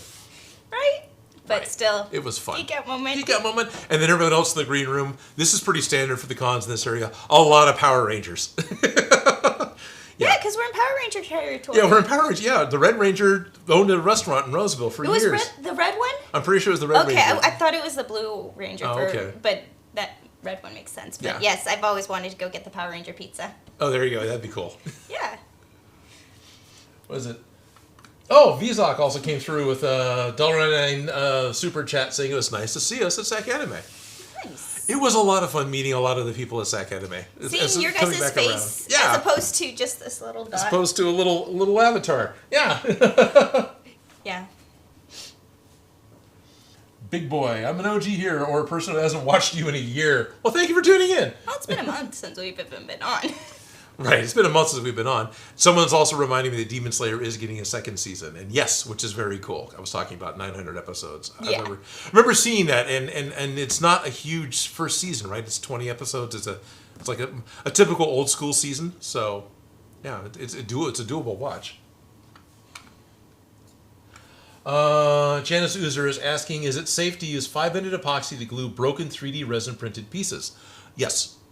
5-minute epoxy, it's safe on extruded styrofoam, so it's not going to dissolve any of the 3D printed filaments. It's safe for all of them. It's a great adhesive. Yeah. I highly recommend it for that aspect or that purpose. And if you print it with ABS, you can actually use ABS glue from the hardware store. You just need to be as careful with it as you are with 5-minute epoxy, because it'll leave big globs if you're not super careful. Yeah, it'll set up nice and plasticky. Nice and plasticky. Yeah. But PLA, 5-minute epoxy is fine. Super glue is a common thing to use. I'm gonna be outside of what I don't do a lot of 3D printing, so a lot of this is also stuff that I know from what I've seen. But yeah. And I know ABS you can also smooth with acetone fumes, because it reacts to acetone. PLA does not. Yeah, you could put it in a bucket. Right. Well, the Dallas Makerspace, they had one of the small metal trash cans, and there was a bucket of acetone in there that was just open, and a platform. So you'd open up the lid, set your 3D print inside, and put the lid back on it, and then it was only exposed to the fumes. It wasn't actually in the fluid. And gas. Yeah, gas. It would have to sit for hours, but it would totally smooth it out and make it glossy. That's just really fascinating to me, because then you think about how the extruder works, and it just kind of gives get these little ridges because it hardens as you go up each layer. It's a little micro hot glue gun. Yeah. Computer controlled. Yeah. Or even if it's the dip, the resin ones turn out a little bit nicer, I think, because of the dip. Drip, but those are thick silk screens. Yeah. Yeah, it's just like adding a layer each time. Right, and you get the step of candle making. If you remember the old puzzles that were cardboard that were just stacked up, they look like that. Yeah, it's so those layer lines. You get layers definitely in there, and I feel like just smoothing it all out with. I don't know. I imagine heat, but the toxic chemicals work pretty well, Right. Melt it. Melt it. Whew. See, we got Strict Aphid's got a gif of a dancing Spock on the Discord. Yeah. It says, I'm literally standing while watching the stream. Yes, Nora's literally standing in 3D print, probably Mandalorian helmet, while watching the stream. No, actually, Nora, you're working on Batman right now, right? Lord Narnia keeps asking me, how did I make the Monty Python Black Knight helmet prototype with the poster board?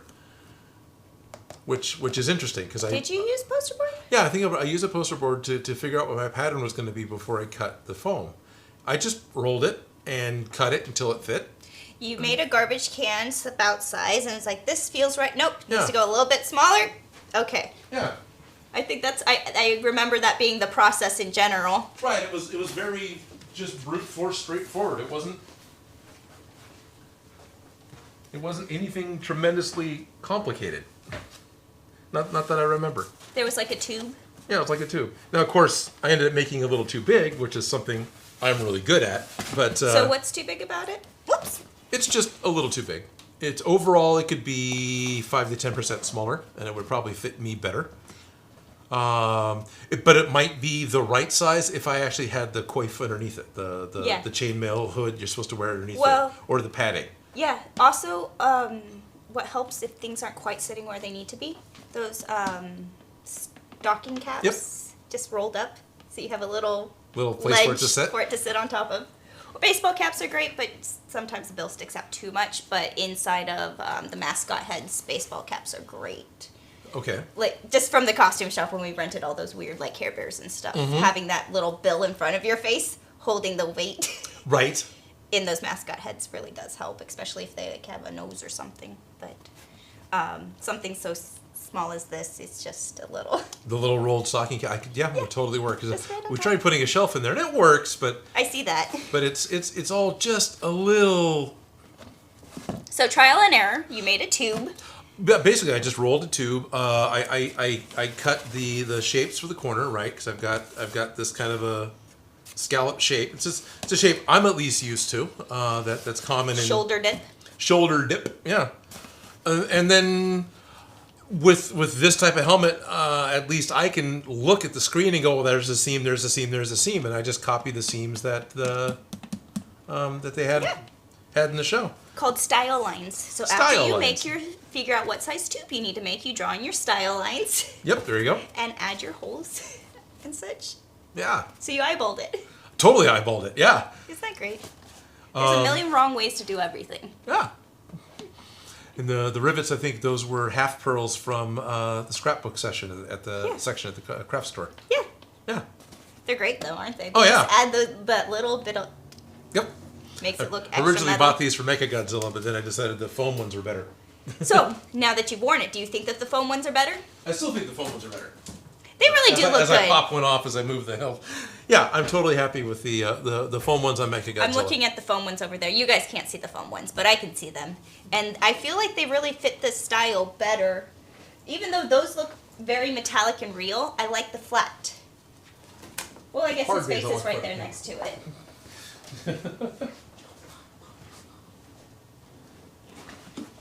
Grab that. This was going to be a Mecha stream, and I haven't quite put Mechagodzilla on, but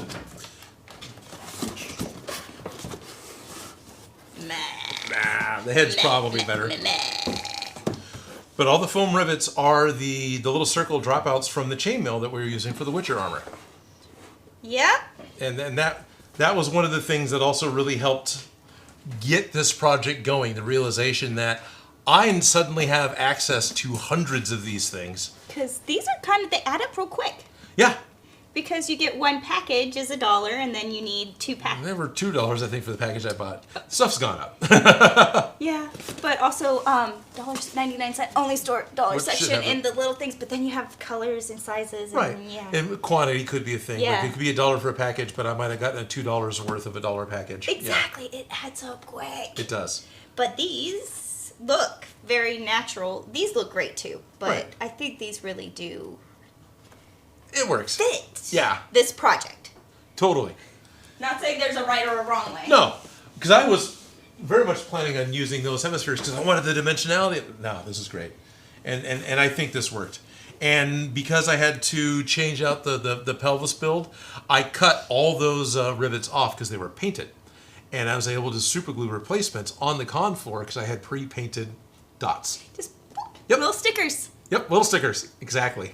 Because, you know, as much as it's a living costume, I guess you could say. Right. It's, you know. And it's already got a considerable amount of wear between being worn and bouncing around in a truck for an hour. Yeah, and the natural wear spots are going to be where your arms and joints Right. are. And look how it's great how it wears so naturally. Yeah. Yeah, it's nice that these are actually black foam underneath, so as the silver rubs off, it's just black. Yeah, and then even the little holes that get left Yep. don't look that bad. Nope. But this is going to be a natural high traffic area that's going to get worn out. And apparently, I could hear it a little bit, but I guess it was pretty bad on the outside.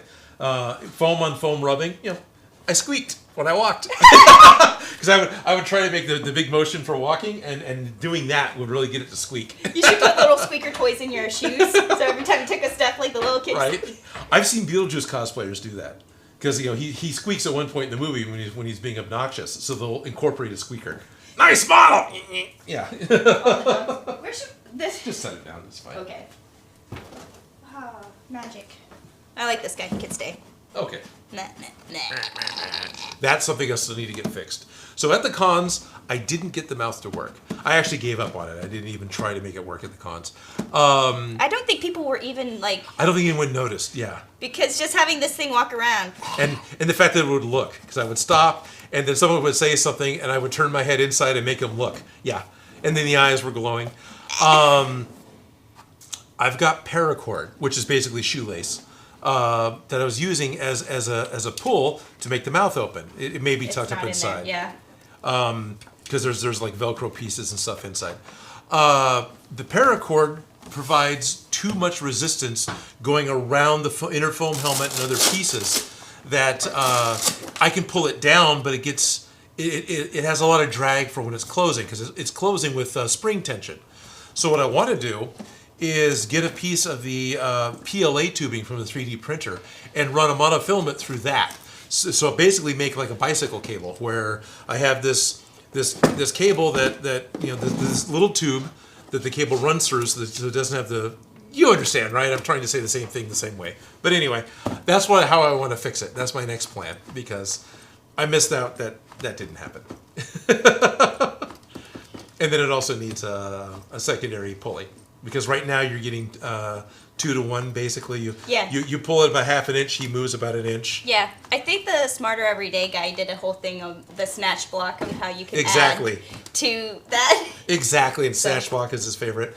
So I want to do a double pulley, so you get a 1 to 3 pull. So if it goes down half an inch, it'll open up 1.5 inches, and then it'll actually. I'm also stuck on the head. Oh, okay. See, that's Velcro. Now that the head fell out, there you I go. can actually open it. Yeah, that's. So the helmet is also hindering. It is, and that's why I want to use the tube.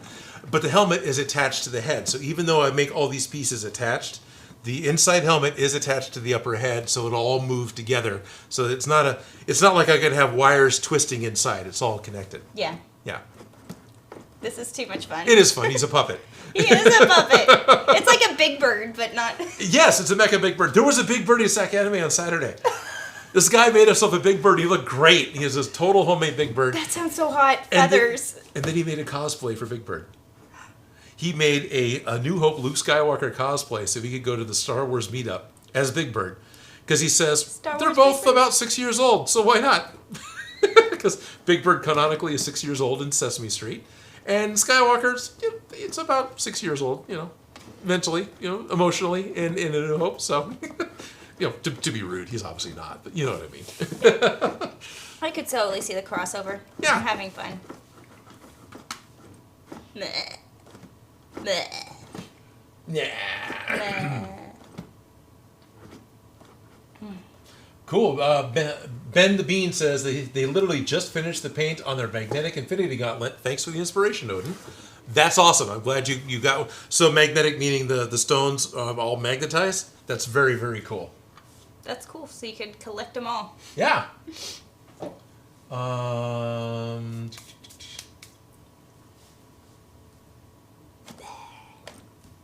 Oh, nice. Mad Dragon 1973 says, "Hey Odin, I'm not sure if you saw my comment on the Mechatail video, but I've inspired them to take a chance or take a pop at doing a mech suit of their own, but it's not Godzilla. ... So there'll be more monsters running There'll around? be more mecha monsters. There's at least 2 other mecha monsters in the Godzilla universe. There's Mecha Ghidra and Mecha Kong. But then there's plenty of other mecha kaiju from other places. So there's a lot of options here. Optimus Prime. Optimus Prime. Optimus Prime. I can't do that voice.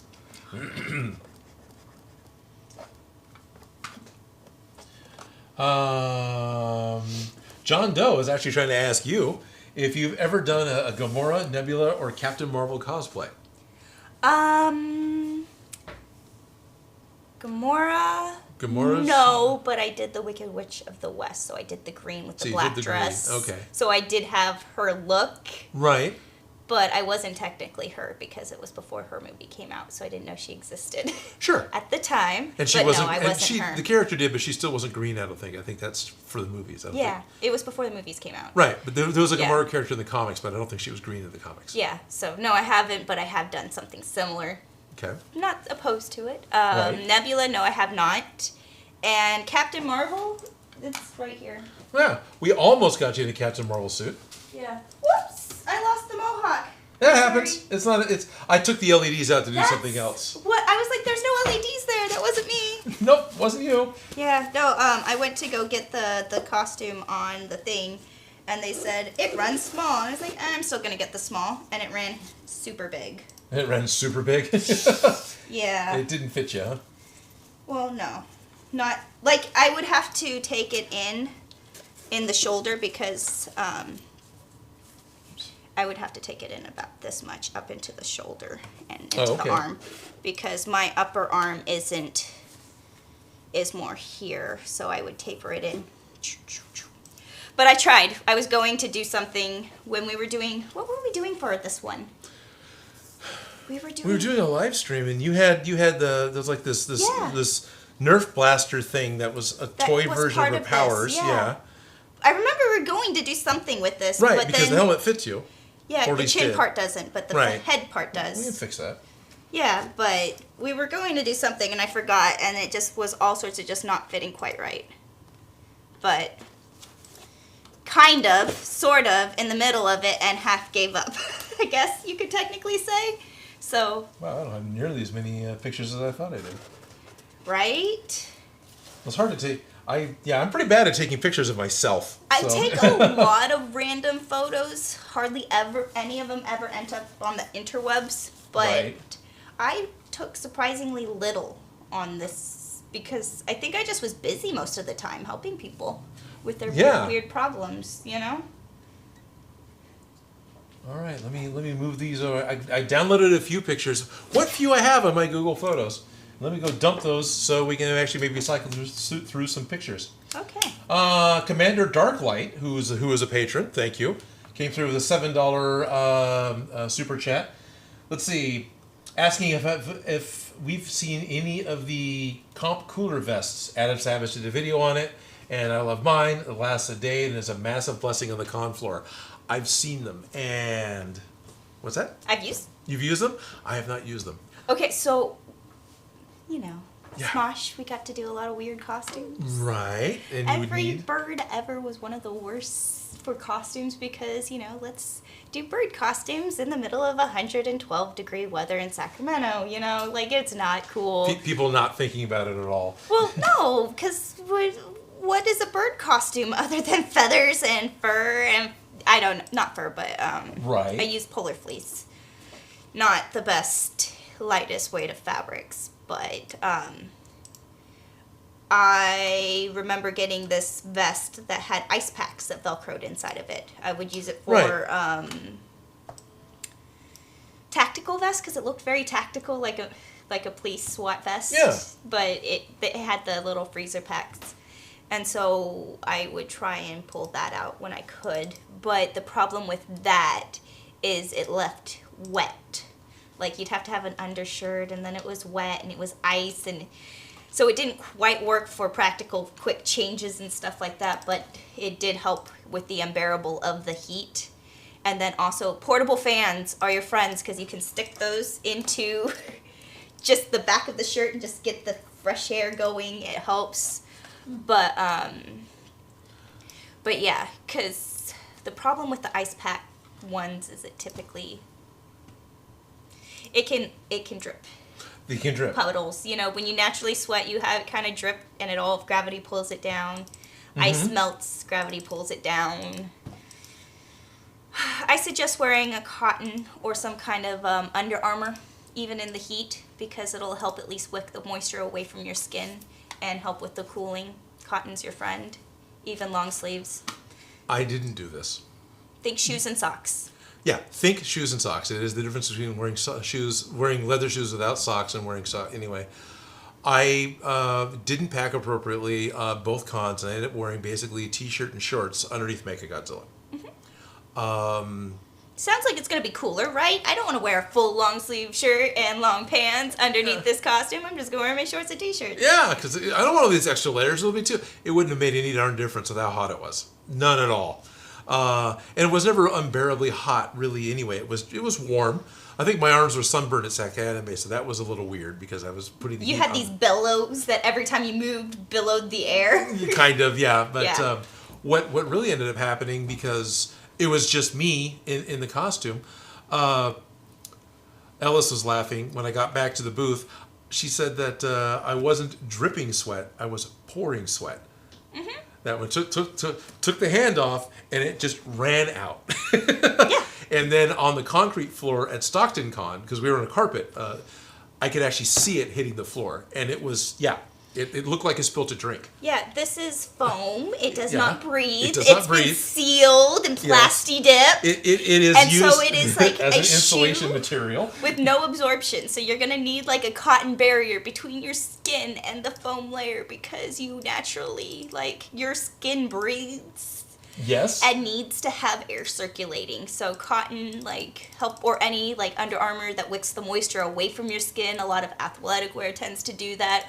Because if the moisture's on your skin, it's not evaporating, it is pooling and puddling. If it's getting pulled away from you, it is getting towards... It's getting mixed with air and cooling you off. And doing its function. So, yes. If you wear a plastic bag, you're going to be in a sauna suit. And foam is a plastic bag in its own weird way. So you do have to think about air flow. Things you don't know till you wear it. Mm-hmm. And the point of wearing the thermal underwear, the long sleeve shirts, the stuff, just to control the moisture inside the suit. It keeps it, it wicks it away from your skin. It's like it socks. Right. And I would imagine it's going to soak up the... And keep it out of the costume and keep it from dripping out of the joints. Yeah, it's going to keep... Yeah. Which is disgusting, but it's what happened. It's washable. It is washable. That's why you do it. It's so you can keep it clean. You know, that's why you change your socks and underwear, people. Right. So I finally pulled up. I only got 6 photos that I could really grab from Google Docs that would actually, or my Google Photos that would actually be worth sharing. Here's the first one. This is the booth that we had at SAC Anime. So the booth that you were at. This is the very first day when Joe got suited up and wearing the Gundam suit. So this is, I think it was Friday. He wore this every day, I think, at SAC Anime. But yeah, we were upstairs. Right outside those windows was the main cosplay gathering area. Everyone out there would... it was the people hitting each other with sticks. Yeah, across the way is the people hitting each other. There was the LARPing group that was doing... and then there was the people taking pictures in their awesome outfits. Yeah. So, and that was the kind of the brief open way between the two. Yeah, so it's like you got to see all the people doing all their cool poses, and then on the other side you see all these people whacking each other, and then like, say hi to people. And then on the other side, that like over there, it's just like crowd. I don't know what they were doing, but they were just hanging out. Well, there was a lot of hangout. Well, that was the big open air area, Yeah. and because that was the open area, that was the spot you could take your mask off for doing photos because you were outside. Yes, no, but I was talking about on the... There was that space between us. On the other side is where you had there was the snacks and there was the people with the buffers. And then we were like across from the opening of the main stage entrance. So that was that's how I found my way back.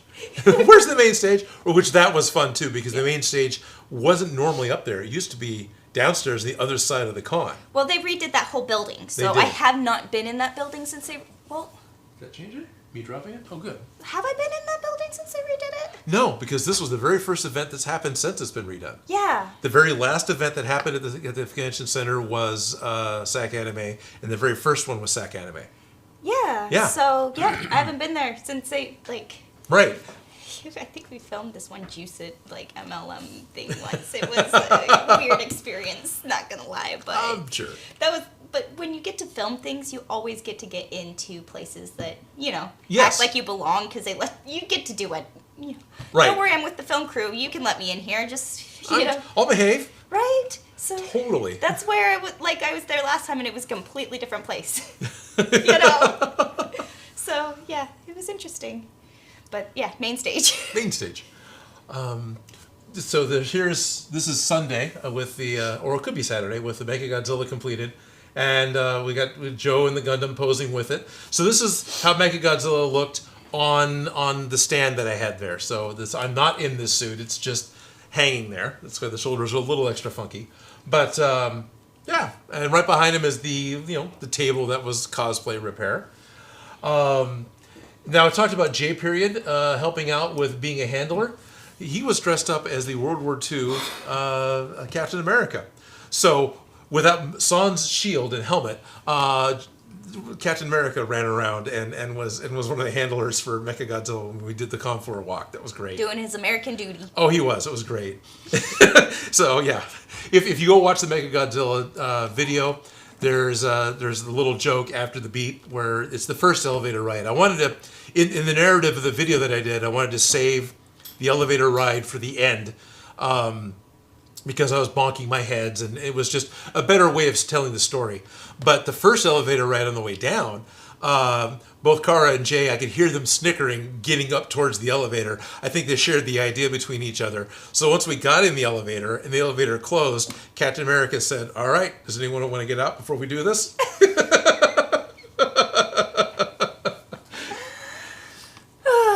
So anyway, thank you so much, J Period. Thank you very much for helping out. And also on Saturday when we were like surprise guests of honors in the masquerade, Joe and I got to go to the masquerade, but we didn't compete. We were just like this last thing to go on to help give the judges time to tally votes.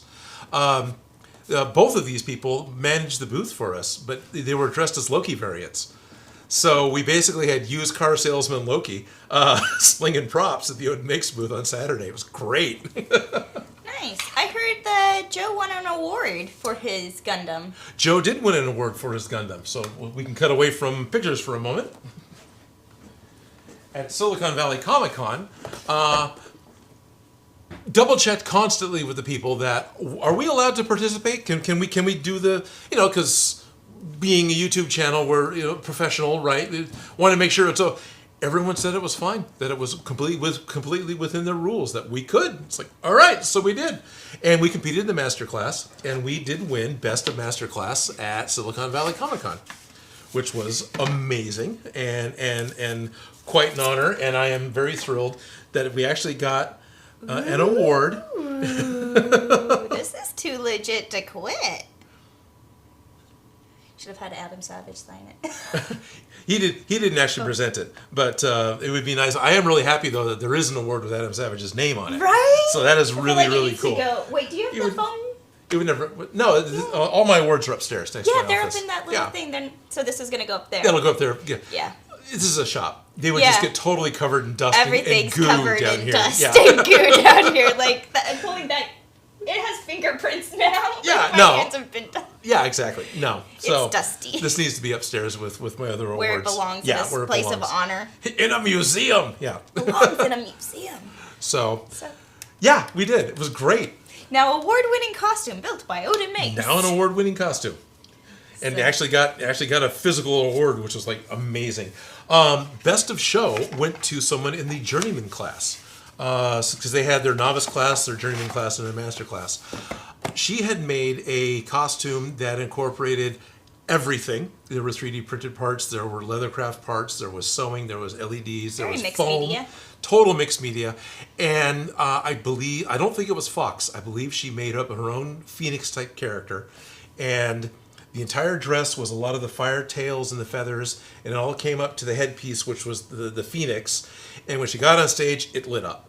And yeah, she deserved to win. And I was really happy that she got Best of Show. Yes, creativity. Makers, definitely. And there was a Monster Hunter costume. That was one of the monsters that won Best of Show at SAC Anime. Same type of thing. It was this massive foam, chitlin, armor build that had hundreds of little eyeballs on it. And when they got on stage, in sequence from the floor to the top, they lit up. They didn't just turn on. That is showmanship right there. Yeah. That is like. And I saw the costume a couple of times, and they saved that effect for the contest. Yeah. Please line up. Please line up. Exactly. Please work. Please work. And so again, I wholeheartedly agree with the judges with who won Best of Show at SAC Anime, because that was a ton of work and an amazing costume and super creative. So, wow. Wow. Awards. Yeah.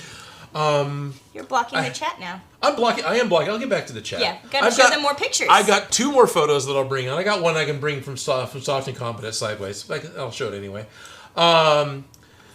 So this came by the booth and was super excited to hold Soul Edge. And how can I possibly say no? Yeah, good. It's up. So this mascot might have Pikachu. wanted to poke you. Yeah, gotta go Pokemon. Pokemon. Yeah, that was awesome, and I did share this to my Instagram. This particular image, super fun, super cool. And the best part with this costume, the person wearing it sees out Pikachu's mouth, can breathe out of Pikachu's mouth.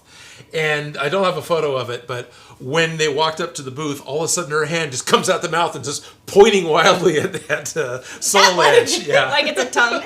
Right, like it's this weird tongue. So Pikachu's possessed. So with Pikachu and Soul Edge together, yeah, Ellis was super happy. Aww. Yeah, that was great. That was, yeah. I don't know how to. This is the, you can see the main stage directly across from us. But yeah, this was, SAC Anime was a lot of fun. 3 days, it was a lot of fun.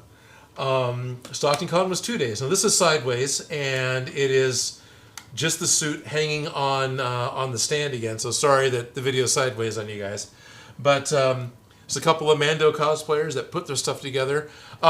She put her costume together really quick last minute just so she could be in character with Mando, and talked about how went thrifting, found a lot of things that had the right colors, found a lot of things that had the right textures, and took all the zippers off, took all the snaps off, took all the logos off, and then covered up those things with other accessories. She looked great. She totally looked like she was out of Star Wars. Oh, yeah. Yeah.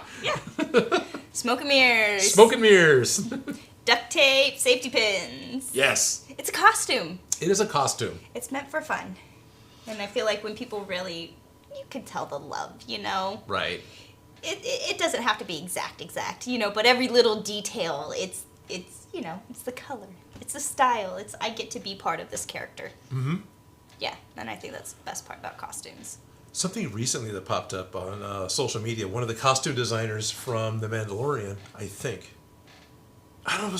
Anyway, somebody noticed that a particular sweater that background characters were wearing on one of the episodes of the second season of The Mandalorian was on sale on Amazon, and it was the right sweater. It was the... And it sold out in a hurry. 100%. No, yeah, no. Yeah. As a costumer, you have to source things, and you know what? Amazon is a great source. It's a fisherman character. It's a background character. Cable knit sweater. Done. When WandaVision came out, the Capizio red leotard sold out on Amazon. Right. Because it had the right princess lines for her Halloween costume. Yes. It just, technically, because she had the contrasting colors, you can always tell, but at least the red one had the right style lines, and so that one was like, I saw it, I was going to order it and didn't, and then it was gone as soon as the episode aired. Yeah, of course. So yeah, Amazon. Amazon.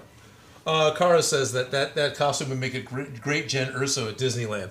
Because, yeah, you can't really cosplay at Disneyland, but if you're wearing normal clothes that happen to kind of fit the theme, they'll kind of let that go. So, yeah, that totally would make a great Jen Urso for Disneyland. If I understand, feel free to correct me in the comments if I'm saying that wrong, but I believe that's the way they treat it. That you can't go in full hardcore cosplay because Disneyland's trying to keep a separation between their performers and people. But, they won't say anything if you're wearing clothes. Yeah, they're normal straight clothes, but it's that sneaky. Yeah, it's that sneaky kind of... Sneaky Disney, or the Disney vibes, or what do they call it? I don't know, but I used to do it all the time in high school, where it's like, this is like my Little Mermaid-inspired outfit, because you have these leggings with the purple top, but it's normal clothes. So it's normal clothes, so it's okay. Yeah, no, totally did that. And Sean Karg is saying that they love seeing the Gundam on Tested. So Tested.com, because Silicon Valley Comic Con did a walk around the con video, and met up with Stephen K. Smith, SKS Props, right? The same guy we did the Dragon Ball thing from. Yeah, you told me about that. Yeah, he was there at the con. So was Bill Duran. They were right next to each other. They had booths. Bill Duran's from Punish Props. Steven let us just kind of set the Gundam up in his booth as a place to store it when Joe wasn't wearing it. Okay. So we brought all the stuff to do that. So we hooked it all up, plugged in the eyes, and it just stood there. And Steve didn't mind because the suit is 90% of the suit is made using his HD foam. Yeah. Yeah. So I said, oh yeah, sure, Yes. totally, go Buy right my ahead. phone, make this, Make people. this, exactly. Yeah. So while I was standing in his booth, somebody came by with a camera and shot it, and it made it into one of the videos. So Too legit to quit. yeah, super Sorry, cool. it's just like those little things. It's like, Adam Savage noticed you. Right? Happy. He was so crazy. I got asked, did I meet Adam Savage? Did you get a chance to talk to him? I wasn't listed as one of the guests, so I was not on his radar. And to watch him move around the con, he had his entourage and he had his appointments. And he would go, do his thing, and he was off to the next thing. And he'd do his thing, and he was off to the next thing. And he did not have a chance to mingle and talk. It was like his Because- wedding, where Yeah. you're the bride just going around. You have to make sure all your guests and everything's perfect. Right? Which, can't fault it. His name's on that con, so of course Right? he's working it. Right? Yeah. No, definitely. I appreciate and admire the man. Yeah. And he's still doing con circuits. I'm still seeing him post stuff. Everything came back with a vengeance. He's on, I did 3 weeks back to back. He's on, I don't know how many. He may have had a weekend off here and there, but he is just going and being himself and doing this crazy circuit run of appearances, which is, yeah. It's a lot of energy. It's a lot of effort. That's a lot of, yeah. Yeah, but when it's fun. It's fun. When it pays you to do it versus you having to pay to do it yourself. Exactly. Right. So what are people saying? Kara is saying, yes, it's called Disney bounding, where you make your outfit inspired by a character, or even sometimes inspired by a ride, but you're not directly doing, I'm adding to this, I could be wrong, but you're not directly doing the character, so therefore Disney doesn't mind. Mm-hmm. Yeah, cool. Yeah. I can appreciate, yes, I subtly do that in all my everyday dressing. Subtly. Subtly. Oh, okay. Subtly try it. Do it in all my everyday dressing. And every so often, it's not so subtle. Trash Panda is asking, for Mini Panda, what is the next stream project that they're voting for a TMNT streamer helmet? Shredder helmet. Let me be honest with you. We haven't fully discussed what our next project's going to be. So over this next week, we will talk on the phone and figure out what it is we're going to start next Sunday. But as of right now, we haven't talked about it, and so we don't know. But I have about 3 ideas, but feel free to throw them out there. Yeah. Because we haven't, nothing's solid yet. We just got back. Right. We just got back, and we're here. We're doing the thing. We're, making sure this guy can be worn again. Yeah. Oh, he'll get worn again. Yeah, no, totally. Him and Gundam will both 100% go to the next number of SAC animes at the very least. There'll come a point that like Gundam needs some help. He's been worn to 4 different cons now. He's been worn a number of different times. He needs a little bit of repair because the foam breaks down. These things don't last forever. There's natural, the armpits. There's natural movement that happens and degrades your right. seams and. Oh, we can see your face fine. Yeah. Sorry. Oh, whether I'm being blocked. Yeah, I don't know how much you're being blocked by the snout. So. Yeah, no, I did this to myself. Right. Yeah, it's all my fault. It's okay. That's why I turned his head once. We're fine. Anyway. So there's going to be repairs that needs to happen to the Gundam. We actually did some structural changes to him as well. While we were at San Jose, we glued straps that went from the upper arms and across the yoke that attached behind the neck, just to pull the arms up. Because Joe's original idea was to do it the way he did his Minecraft suit, where he put them on, and they just kind of held in place with the gloves. That worked, but yeah. So instead, we ran these straps and so hold much it right better. on the shoulders and probably pull them up into the armpit, and everything moved much better, and he was much happier. You have to kind of get it up to where. Yep. So sleeves, the more motion you're going to have, the higher up in the armpit and closer to the joint. Yeah. It's just the way it is. It's a ball joint. You kind of need movement. Yeah. There's a lot of tight fitted sleeves. If they don't have any stretch in them, you can only lift your hands like this high. Right. One time I wore this lovely green dress, beautiful silk taffeta, green, gorgeous. And I get home and nobody's home and I'm like, I can't get out of this thing. This was my range of motion.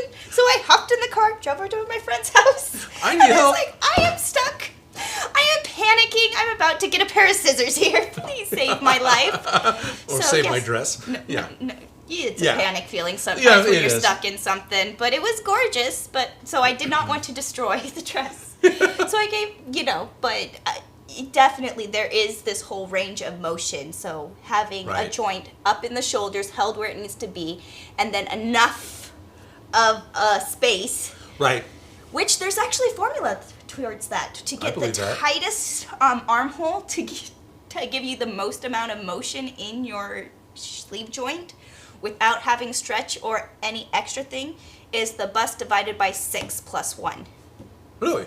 Yeah. Okay. And that's how deep to make your armhole. So deep to make the armhole. Yeah. Okay. So, yeah.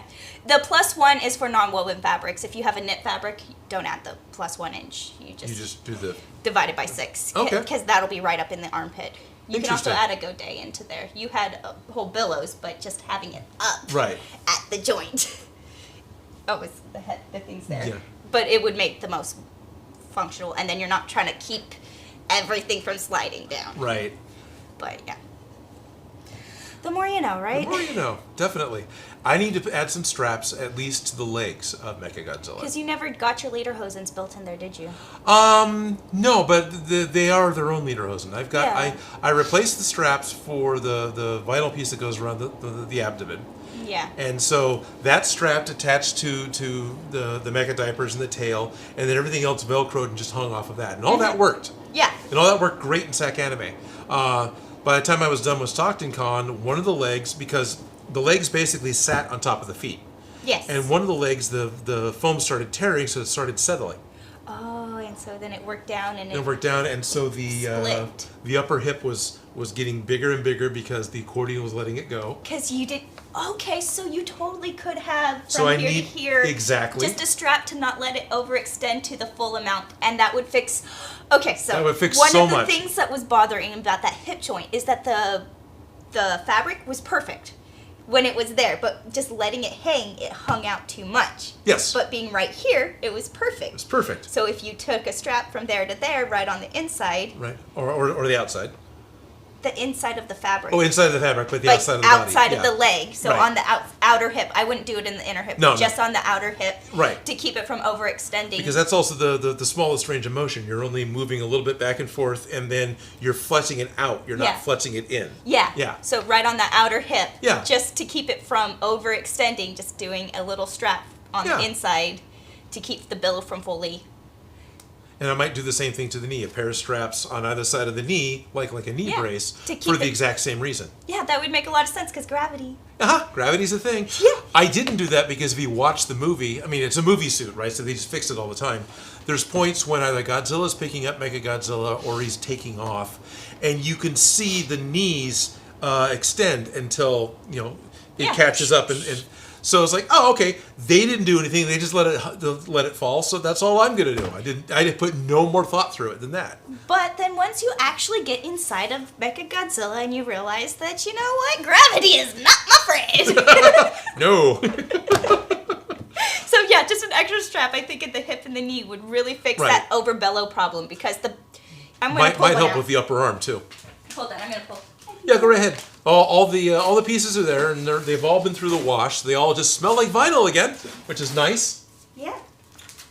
And what's really nice about vinyl, I was trying to explain this to you on the phone and it wasn't coming out quite as clear as I was trying to explain. It's all right. Sometimes when you wash fabrics, it loses a lot of its initial crispness. Yeah. That's because you're washing off the finishes that the fabric stores put on their fabrics to give it that crisp. Right, to Finish. make it better, easier to sell. So if you can always add it back with spray starch. Oh, okay. So even on this vinyl, not on the outside, Right. but you go on the inside, spray it with spray starch, and you iron it, let it dry, give another coat. You can really add that crispness Okay. back to it, and it adds It's Yeah, like this is putting- softer. Yeah, it's a natural thing. The care. more you wash it, the more it's going to naturally Yeah. happen. But if you want to add that crunch back to it, you can do that where you can't necessarily do it with foam. You can do it with this fabric. Okay. So just throwing that one out there if you want to add the crispness. Yeah, for anyone else who wants to build their cosplay using upholstery fabric. No, but there's people who are inspired to make mecha costumes and fabric and foam. Fabric and foam. Tips and tricks. So when gravity's saying the billows are pulling, this is what's happening. And that shouldn't be happening. This is too much, but it's the right And right then depth. It would also pucker and be weird because as this opens, it's causing the circumference to get smaller, so it looks good. But when when it's actually forced into the costume and they go ahead and pull it open, it wrinkles in a weird way. Yeah. And so that was something else that was like, ow. Of course, I'm focusing on the parts I don't like being the artist. Everyone else is excited that Mechagodzilla is there. Yeah, but just taking a string and keeping it from fully extending. Yeah. So you could just take a needle and thread from here to here, so it only can pull this far apart, and then from here to here, so it only can pull this far apart. I'd probably use 3/4 inch webbing strapping. Yeah, whatever. Like, it's just whatever kind of strap, but keeping it more this shape. Right. And then it can't pull out more than that, and gravity is not going to win, and it's still going to have plenty of movement, and so actually I guess all I'd have to do is I could even just permanently sew it between these two strips. Yeah, and you just tack it along the thing so that it's not going to. Yeah. So cool. Because I was noticing that these were right, but I was like, what's going on with the hip? Like, what can I do to fix that weird? It's not a problem, but it's something like something's weird, and it's not acting right. Something is off. So it was overextending with gravity, and this is not the look we want.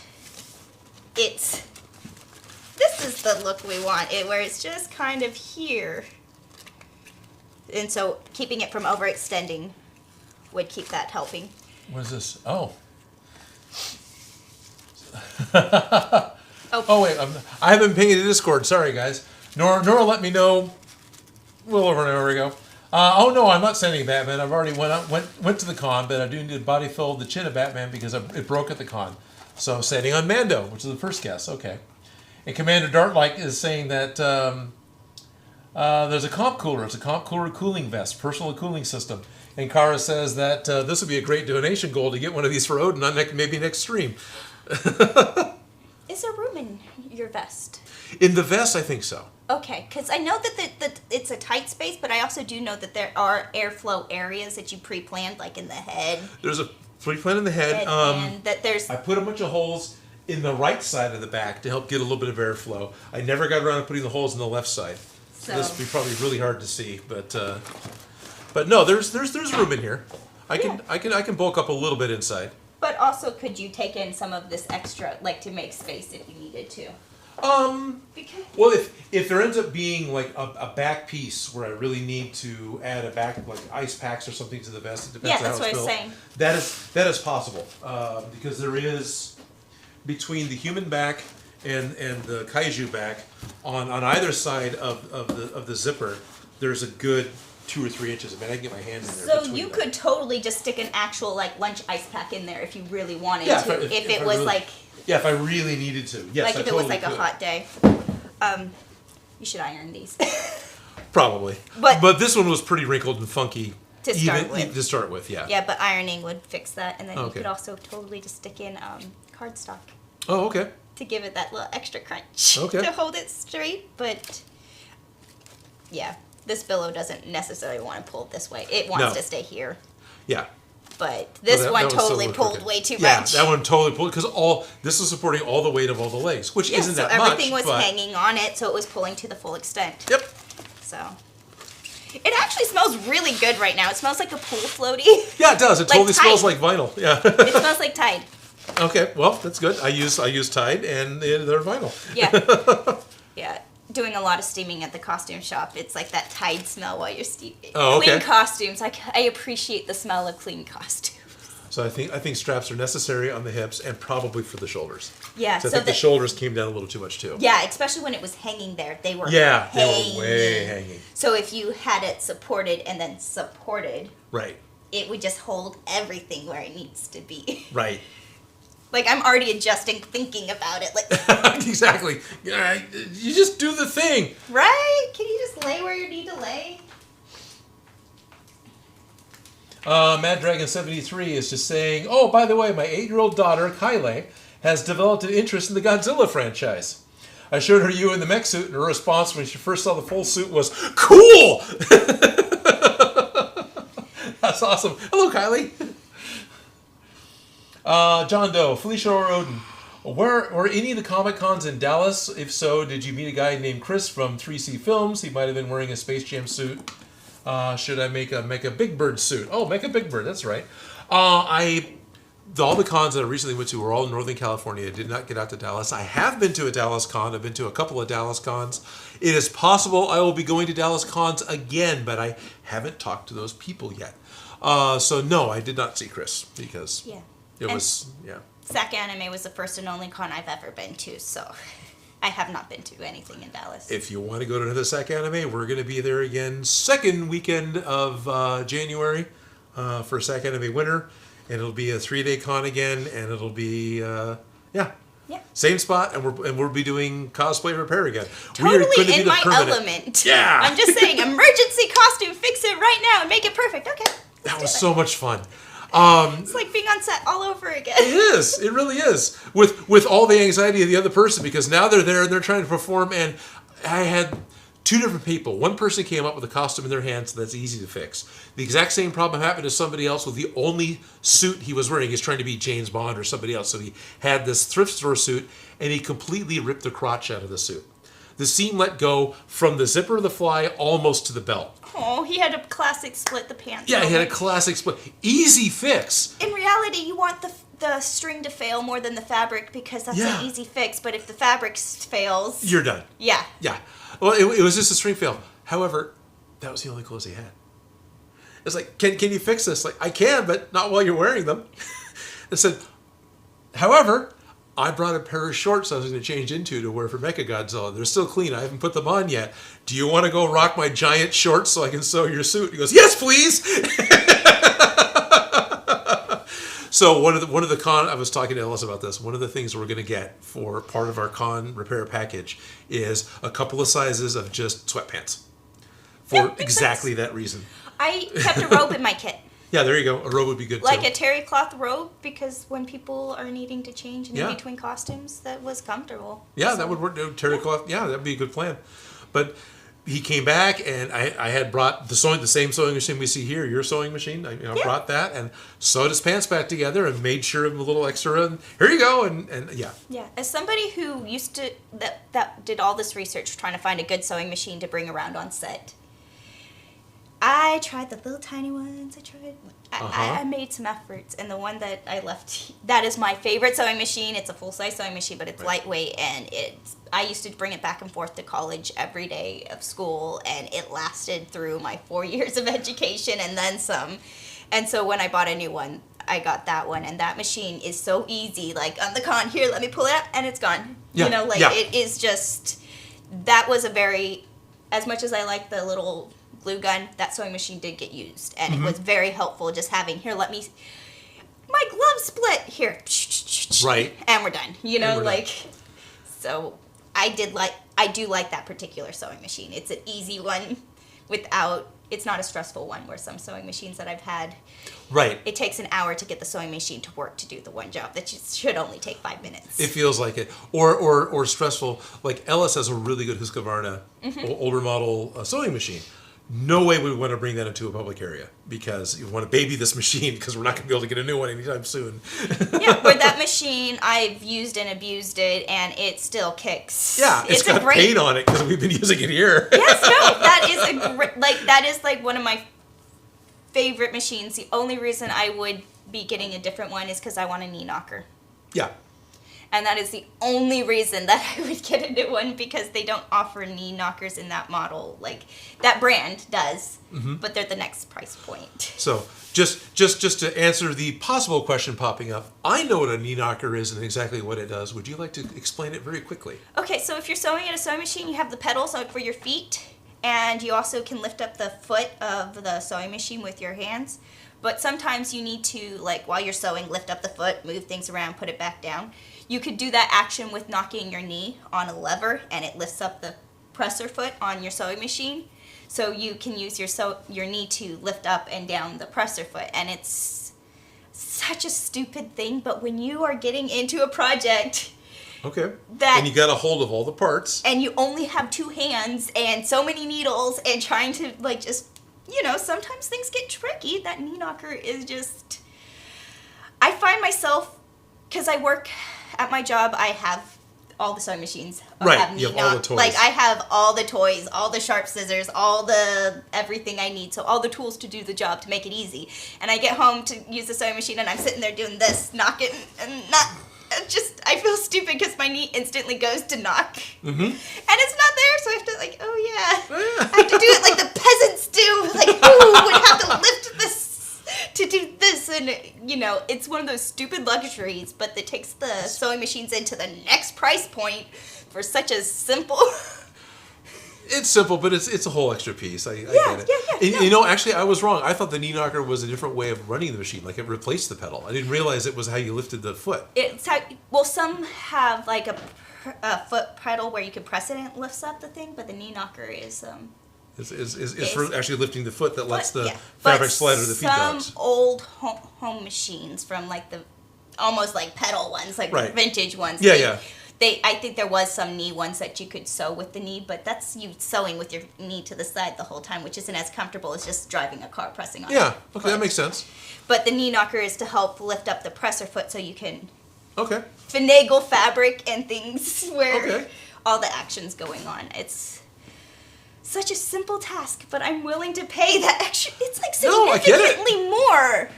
Like, it's the whole next price point. Right. I totally get it. That's awesome. But that's the only reason I would upgrade from that machine is to have that stupid feature. Other than that one ticks all the boxes for me. Gotcha. I love how you keep saying it's a stupid feature, but that does not sound like a stupid feature to me at all. Seems unnecessary, but just being able to lift the presser foot with your knee. But it seems stupid because the significant price jump in the price jump models that makes sense. It seem like, is it really that nice of a feature? Right. But it does. It is. But during the panorama, everything went up in price with sewing machines. Where that machine, when I bought it, like when I was going to college, was like under $200. But during 2020, it shot up to like $600, $680 for that exact model. Wow. And I'm not buying it for that price. Yeah, no. My sewing machine crapped out right during that time. And then when that sewing machine dropped down back to the under $199 price point, I think I got it for $179. Nice. It went down a little bit cheaper since then. I think it's like at $140 at one point. But, you know. It hit the area you wanted it to go to. I was not going to spend $600 on that sewing machine. If I'm spending that kind of money, I want that knee knocker. You want the knee knocker, right. Yeah, but those ones are in about the $1,000 price point of sewing machines. Is, you know, like, it's that price point versus this price point, and the mid price point doesn't have it. Right. So it makes sense. So is it really worth to have it the high-end machine when this machine does all the features and this computer sewing and has the specific stitches that I'm looking for? Right. Which you don't realize until you actually sew with the sewing machine. This stitch sucks or this one works. Right. Those stitches are great. Yeah, that looks really fancy, but it's useless. Yeah. Yes. So I like the stitches that this one particularly carries. But like I said, such a stupid thing to bring it up into that price point versus... That totally makes sense, you know? Yeah, I get it now. It's a great feature, but it's such a stupid feature for the price jump. Can you tell I'm cheap? Frugal. Am I? Oh, no. What's that? Am I out of... Oh, I hope not. I'm out of... No, I got tea still. Good. Cheers. Thank you, Jerry and B. Lynch. This is some of the Lion's Coziest tea. Coffee? Oh. Yeah, this is the Lion's tea that they said. This is the Irish tea. Yeah, this is whatever sludge they had out there. Right, this is stuff that was brewed yesterday. This is the imported tea from Ireland. From across the pond. From across the pond. We got a lot of requests for Batman's costume for the Dark Knight. Ooh, that could be fun. The knee knocker is a thing you never miss until you don't have it. Exactly. I'm sitting there. Yeah, that's a game on a hob. Can't quite pronounce that.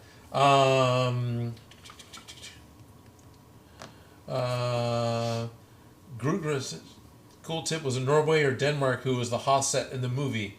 Is this trivia? Because that was Norway, but because it was the Norwegian Red Cross who played most of the Hoth troopers. Majin Juice said, yes, Kara Skywalker, I've been making a Hasha cosplay for my girlfriend, and it's so hard because the blade, and I think Odin can do that for sure. Okay, cool. I'm not quite reading these as well as I should. You're reading them backwards, so they're like not quite in context. Yeah. So Kara Skywalker is saying that they second the idea of a Love Hashira sword idea. I'll have to look up Love Hashira. I don't know. See what that is. That's cool. Dead Gaming 2.5 asking if I'll ever think I'll go to a Mississippi Comic Con someday. If they invite you. Exactly. Basically, right now, I'm happy to go to any Comic Con or any con that wants me to go, as long as it isn't costing me to go. That sounds like but trying to be frugal and make all my bills work on a YouTube budget, and running around doing the cons, I'm not Avid Savage level, so will I someday? Yes, I 100% want to get out there. I'd love to do it because I love meeting you people, but I'm not going to be able to do it this year. Hey, start demanding at those cons. Is Odin going to be there? And if the con creators are like, well, we need to get an Odin here. Right. So just put the pressure. They're getting lots of different requests for all sorts of mecha, which is great, because that's what I love. We got Marvin the Martian for the TV version, which... What's it? The TV series from the BBC, Marvin was a very boxy android that was on top of a performer, versus the very sleek, rounded, oval-shaped one that was Warwick Davis from Hitchhiker's Guide to the Galaxy, where he had a tiny little body and the brain the size of a planet, like he's supposed to in the movie. Or in the book. That's the way they did him for the movie. But and then I think he had Alan Rickman's voice. It was this great combination to make Marvin the Paranoid Android. So Marvin the Paranoid Android from the television show, I realize I said the name wrong now in the middle of my rant, was just a silver boxy BBC type thing that totally doable. Oh, cool. Salvador just finished their Miss Minutes. But I'm also getting things like the pre-CG Megazord for Mighty Morphin Power Rangers, which I've seen Nerd Alert Cosplay built one of those. That's fantastic. Mm-hmm. And someone else is voting for Voltron, which would be really cool. Yeah. More props of my own ideas. That's fun. Thank you, Funtime Spring Bonnie. These names that I remember that I haven't seen in like a month. This is great. Yeah. Welcome back. Thank you for coming back. Thank you for coming back. Back in the past, CD Hag 2000 said, put a battery-powered fan in the head to circulate the air. Didn't you? Not in Mechagodzilla, but there is one in Gundam. Okay. So that's okay, that's magnetic. It's supposed to happen. In the mohawk of the Gundam helmet is a little 40mm case fan for servers. Yeah. And it is a low noise fan. It still makes noise, but it's a low noise fan. And I actually built a ductwork behind it. So the fan is intaking from the top of the head, where the heat should be, and it's blowing it out the back through a channel, so it's not mixing the air. The idea is to only... It's pulling air in. Hopefully to pull air in. It's circulating it. It's, yeah. And Joe says he can hear it, he can't really feel the air moving, but he was in the costume so much longer. Yeah. And that's probably partially helping with that. I do need something like that for Mecha, but I've got... Not only is the face like an open mesh, the sides are also screen mesh to allow air going through. You can totally just slip one of those right in there. I can slip one of those in there. That'll help blow out the back.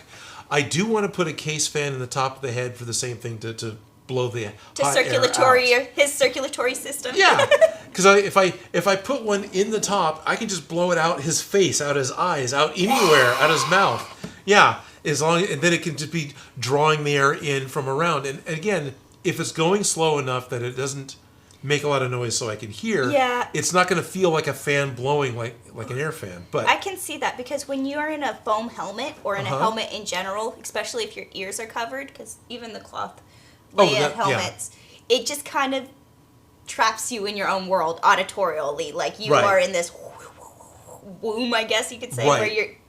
It's just the feedback loop, you know? And then adding a fan into that sound, if you can't hear, that's just definitely going to add to the issues. Just something you don't think about. Right. Being able to sense the world with your eyes, with your ears, with your feet, with your hands, and you're taking out most of those sensory options. And you don't tend to know about that before you're even fully in it. Right. No, you don't. So yeah, with this, I've got really good, for a foam costume, I've got really good vision with this. Yeah. Because the window's right, I've got tunnel vision, but it's right in front of my face, so I can see really well. And with the cutouts, I've actually got pretty good hearing in that too. Yeah, because you have your ears. My ears are pretty much, they're a little, I think those screens are a little higher than my ears, but, or whatever, it's not perfect. It's fine. I can hear people, comments around me. What I can't see is when someone gets up right up next to me, then I can't see Right anything. here. Yeah. Or like I have this little kid next to me and I didn't hear them come up and I had no idea. and Jay's like, "No, you got a kid." It's like, "Oh, okay." And I'm not moving. It's another experience being inside of a costume. Yep. I used to say, I'm a method costumer. I have to put it on so I know what's going on. Because I can't, expect one of the actors or other people to be able to wear this if I have, no idea what it's like. Yes, good point. I don't know, because some of these things can be pretty brutal. So even with that, yeah, having the extra fan noise, if all I heard was boom inside the helmet, that would, yeah. It can add up really quick to make that uncomfortable time just feel even longer. Yeah, exactly. It would get me out of this even faster. So Yeah. I'd like to put a fan in, but I want to make sure I'm using one of those quiet ones that can run on 12 volt, because the eyes are 12 volt anyway. So Yeah. I've already got a 12 volt battery in the head, so that makes it very easy for me. But in this costume, I wouldn't worry about too much in the head, unless the head feels like it's really trapping in heat. Mm-hmm. You have all that space in the back, and that's Right. where the heat really radiates, is the body heat. Sure. I would do you have that back space, getting the air going down. Just Okay. Does that make sense? Especially since you have the billows here and the billows here. Oh, just to force air into the costume. Yeah, and Okay. down. Okay. Just kind of letting the... Yeah. So it would be on your back and not in your head. Okay. It, just from I like it. what I would try and do. That's a great idea. And I will wear this again. The next time I know for sure I'm going to be wearing Mechagodzilla is SAC Anime Winter. I will wear him at least once during that full con. Oh, and during winter it'll be more comfortable. Yeah, a little bit. A little bit, hopefully, right? Hopefully. It wasn't too bad because I didn't go outside. I was always in the air conditioning building. So same thing in SAC Anime Winter. I'll just be in the air conditioned building. Yeah, but there's just that ambient heat of sunshine. Right. And we get nice and toasty here in Yeah. Sacramento. Yeah, especially the first weekend of September. It's often triple digit. Schultz Division, doesn't Mechagodzilla come with side mirrors? No. No, you got blinders on. Right, got blinders on. He just says mirrors. He's very but still. focused on the mission. Very. John Doe keeps asking if I can make a Goro costume. That'd be pretty cool. No plans for that at the moment. Matthew Colas says, what about a Lego Batman cosplay? I've kind of done one. If you look back, I did a very basic Apocalypse Lego Batman from Lego Apocalypseburg. So I made my Lego Batman helmet, and people still recognize that as the Lego Batman because the way the mouth is. Yeah, it's up there. I can reach They it. can't quite see it, but No, I'm they can't. looking right He's at trying it. to point at it, so it's like, all right, I will acknowledge you. But you're welcome. Go look up the video. So I made this helmet piece that fit me, so it doesn't have the Lego proportions because it's made to fit a human head, but try to give him the Lego mouth. And then I made the shoulder pads that have the wheels for the Batmobile and the hubcap for the chest emblem. Yeah. That's what he wore in the movie. So You're welcome. He already did it. you're welcome. I like this guy. I'm Batman. I'll just set it down here for now. Fix that later. Reading what people saying. Right, trying to look at what people are saying. Somebody had a derelict costume. Yeah, I saw Derelict. that. Someone's had a Dalek costume. I'm looking for where that went now. There it is, Mad Dragon 73. I've had the experience of limited vision because once while driving a Dalek, when kids stand too close, I had no down vision, and while being in an 80s Cyberman, I had practically none. Yeah. Yeah. Yeah, both of those have no vision because Dalek is right. Tunnel vision. Tunnel vision. Tunnel vision's a thing for a reason. Yep. So depending on how the Dalek is built, there's that section in the neck. That can be a lot of vision with all the louvers on it. But still, you have to really work it in there. Those vertical blind louvers that come out. And then you have somebody got nothing. standing right here. Yeah, literally, they were riding tricycles. The original Daleks. It was guys in little tricycles inside of this shell that made them run around. I like tricycles and costumes. I did a Saw costume where we had a little tricycle at the costume shop. It was a grown-up size little tricycle, so it wasn't like it was a small, like a kid-size one, but a grown-up could fit their knees underneath the things to do it, so it still looked like a kid one. And then I fit in a tiny tuxedo. Okay. I put on the Saw mask. Showed up to a party. It was great because I had a seat no matter where I went. Right. You're still in the Yeah, never actually saw the movie, but I, dressed enough people up as that costume that I'm like, I want to Yeah, I've be only that. seen scenes. I don't think I've seen a full Saw movie. I've seen sequences, and I've seen like scary movie spoofs. I've just dressed so many people up in weird costumes that I'm like, what are you going to do for this party? I don't know. I want to ride a tricycle today. I'm going to be that. I can be that guy. Okay, Yeah, cool. That's my logic to things. Yeah. I was kind of sad I didn't dress up for this con, but I didn't know what I just wanted to see. It's First. which is fine. I often joke, because I'll go to cons with friends when I'm just attending, and they're all getting put together into their group cosplay. It's like, oh, what are you going to dress up as? My favorite joke, and it's just old hat at this point. I'm going to go as a YouTuber. And I just wear my black polo shirt and go. And honestly, if that's all you did, you just showed up, the way you like to dress for the Scariest streams. thing ever. I went as myself. Yes. But you could get recognized, and that's always fun.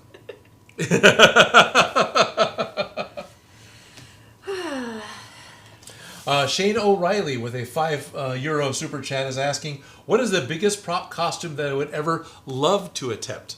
So not asking which ones I have done, because the biggest costumes of Mecha Godzilla, the biggest prop was the original Star Trek bridge, which is more of a set, but it was kind of a prop too. Yeah. Because it would collapsible and move around. But now that you've done those, what would you love to do next? What would I love We're to going to Disneyland. It's funny, I had a thought and I lost it in the middle of saying all that. No, it's not your fault at all. I love to attempt. Even though Tested and Frank Ippolita have done one, another monster that I really like is the Rancor. And I think doing a big foam Rancor pretty much wouldn't be much different than the one that was on Tested, just a little simpler in build. I think would be a lot of fun to do. I don't expect to do that, but you're asking, and that would be fun. What else would be good? I want to attempt one of those silicone mermaid tails. Oh, that you okay. can swim in, because I made a lot of different versions of weird mermaid tails and things. Right. But I want to try one of those big crazy ones that you could, like drown in the ocean in, Right. I've done lots of versions, blankets, spandex ones that Right. actually function, ones that don't function quite so well. But I think that sounds like fun to do, a full-on silicone. Full-on. So you really want to do this lower leg cast bounding wrap something. Yeah. Sculpt it out, mold it out, make a silicone sleeve. That's a process. Yeah. Yeah, that's not impossible, but No, that's, it's totally doable. It's Yeah. completely doable, and we have better technology than we've ever had before, so it's Yes. not even out of the realm of possibility. And then part of me even's built one out of the chainmail. Because Right. they have this dragon scale chainmail, yeah. and totally want to make a mermaid tail out of that, because that totally could be on land or sea. Yes. Just saying. But, that's one of those ones that it's just I want to do a little bit over the top, but just not a specific character, but I want to do a big fishy. Big fishy fish. A big fishy fish, yeah. That'd be cool. I don't know. That's a weird one that's in the back of my head that Back I've of been your head, building. right. Yeah, I have lots of random projects that I'm working on mentally. So there are ideas that we kicked around, not necessarily me and Felicia, but me and my family, as far as what is going to be the next big project build that's going to be a multi-video build on the normal channel, on my normal channel. Yeah, what's going to replace this guy? Who's going to replace that guy? I'm not going to say anything right now. We have a couple of ideas. One of them was requested that it is not talked about beforehand, so sorry. But there are more coming. They're all just not going to happen until the next year. Going to finish him up. I've got a couple of other things that I want to try and get done, and I really want to try to get my personal build schedule to where I'm ahead, because I'm not.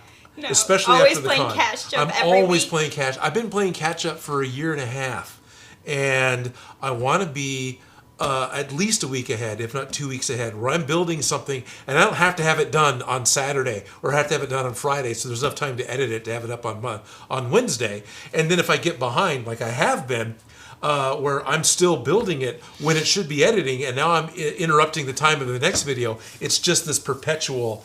So I'm these bigger projects, which kind of don't interfere with that plan, but at the same time, you know, if I'm trying to put this together in a week versus a katana, yeah. Yeah, no, there's a lot of just mental patterning that you have to do. It's, oh, no, it's a vest. It's just one piece. No, you have to think about what. Yeah, it has to fit. And then your arms have to fit through it. And And then has you to have to wear work these with other all pieces. yeah. Yeah. All the other moving parts all have to work together, and order of operations makes a huge freaking difference. And one of the costumes that we were talking about attempting to do should be a lot of fun, because that's one where I'm going to be able to build the whole thing all at once and then put the videos out all at once.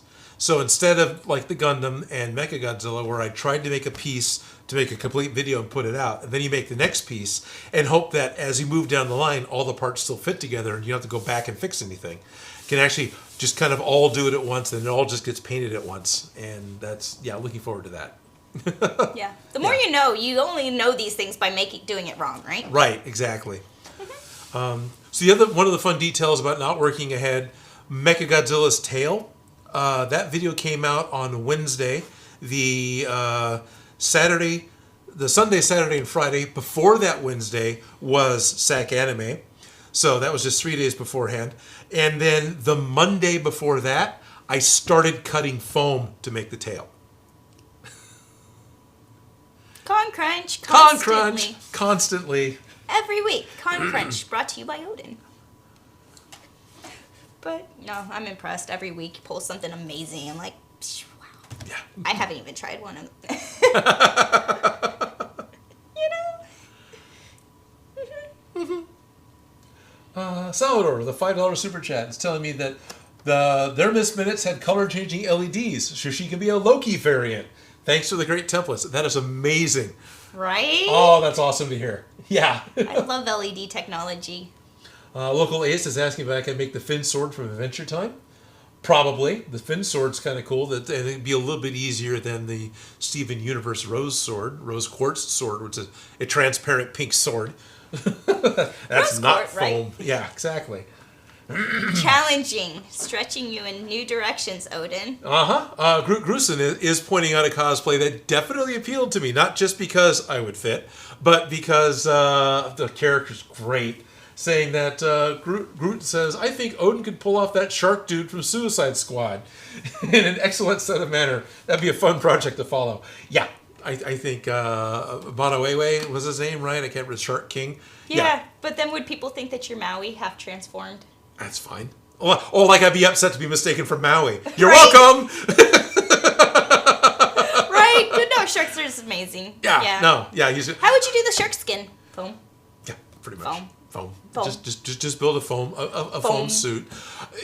If I don't just build a foam suit, then for me, I would be sculpting something and wanting to cast something, and that's a whole different cost. You know. Yeah, no, it's what do I have? What do I know? What do I know? And yeah, I just build a foam suit, and I probably wouldn't do it out of EVA foam. I'd probably do it out of couch foam, and then paint it with either latex or neoprene to give it the skin, so it'd have a lot more flexibility. That'd be hot, but yeah. It would still be hot. Well, it's hot either way. So Yeah, you're very right. yeah. Yeah. And then it's got a big head and board shorts. Go get some 5X board shorts and you're done. Yeah.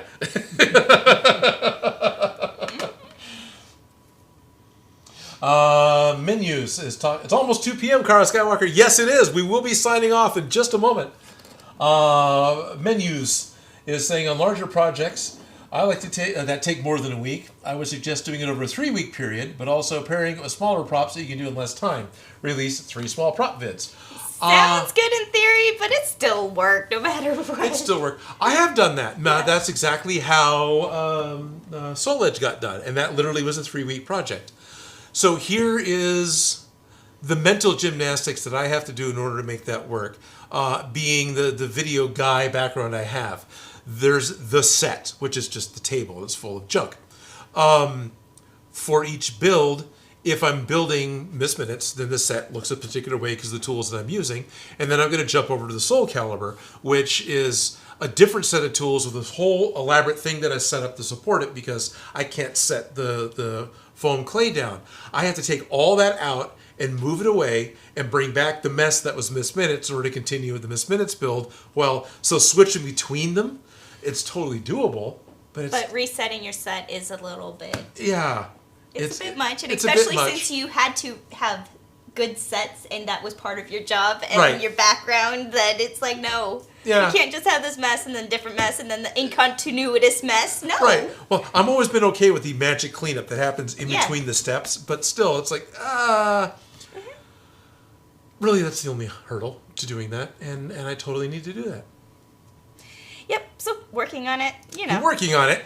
Live, figuring this stuff out before your guys' eyes. Squid stick. Chat feels so quiet right now. We're 3 hours in. I am so grateful for everyone who's stuck all the way through to the 2 o'clock hour. We started publicly at 11:15. We're at 3 hours, basically, of live stream, of constant talking. And for those of you who are still here, for those of you who stuck through the whole thing, thank you so much. Yeah. Thank you. Thank you. I keep talking over both of them. I like this guy. He's my friend. Yeah. I've missed the live streams. I genuinely miss getting the chance to talk to all of you. It may sound weird, but I love the fact that I know that I'm talking to literally people from all over the globe. And thank you so much for wherever you are, for tuning in, for chiming in, and for talking to us. Yeah, thanks for hanging out. Yeah. Thanks for your ideas. Thanks for your suggestions. Thank you for pulling together the funds to be able to get Felicia a new hot glue gun. I know. Yeah, that's just about ready for pickup. This thing, new favorite tool. New favorite tool. You just cleaned up your shop. You need something new to put in it. Yeah. It's little, so. No, I know. This thing is amazing. This was the unsung hero of the con. It saved so many lives. One of the fun things with doing the con repair also was that on Saturday, half of the people who are in the cosplay masquerade, the costume contest, half of them came through and we fixed parts on their costumes. Totally my element. Oh yeah, it was great. It was so much fun. So if any of you are watching, thank you. That was fun. For all of you who are tuning in, thank you so much. Again, to the patrons, you guys are fantastic. And at this point, partially because we've started a Minecraft server. So for those of you who don't know, we've got a private Minecraft server set up. So patrons at the $10 level get access to this private server where I am scheduling time that I'm playing every single week. Plus, I'm usually on late at night, my time, because I'm going to go. It's new for me. I want to go play Minecraft. So it is another way to get a hold of me. You guys, thank you that has finally pushed Patreon over the threshold into it is totally paying for this space and then some. So we're moving in the right direction with that. And thank all of you for all that support. Yeah. So I think it's amazing that you have that Minecraft server. Then you also have the Discord server where Discord everybody server, right? And it now has like a pet section and right. I don't know. I get excited actually like being able to see all your guys' faces and see who we're talking to, and it's helpful. And then all the kitty cats and puppy dogs Right. that everyone was sharing. I was like, oh my gosh. So I don't know. But thank you very much for joining us here. Thanks for hitting the like button. Thanks for commenting. And next week, we don't know what we're doing yet. We'll figure it out. Give us some suggestions. Right. You gave us some suggestions. I do look over them. I know you look over them a lot. Typically, once at work, Felicia will go back and rewatch the live stream. Yep, He used to. Yeah, no, when I'm hemming, I'll put it back on and I'm like, oh my gosh, did I say that? Oh well. And then I move on from that. But yeah, while I sit and hem, I listen to the live streams and I do pay attention to what you guys comment and stuff because I can't pay attention to the comments so much. Right. Because it's a lot and it's overwhelming. And then I go back and I was like, oh, okay, well now I see that comment or I see that one now. So So if we didn't answer any of your comments, and I know that for the majority of you we didn't, it's not because we're ignoring you on purpose, and it's not because I don't care or Felicia doesn't care. We're just trying to roll with our conversation and roll with doing the show, and it's hard for us to keep up with everything. Yep, So, we're live. We're live. We're fumbling right in front of you guys fumbling. live. So it is absolutely nothing personal.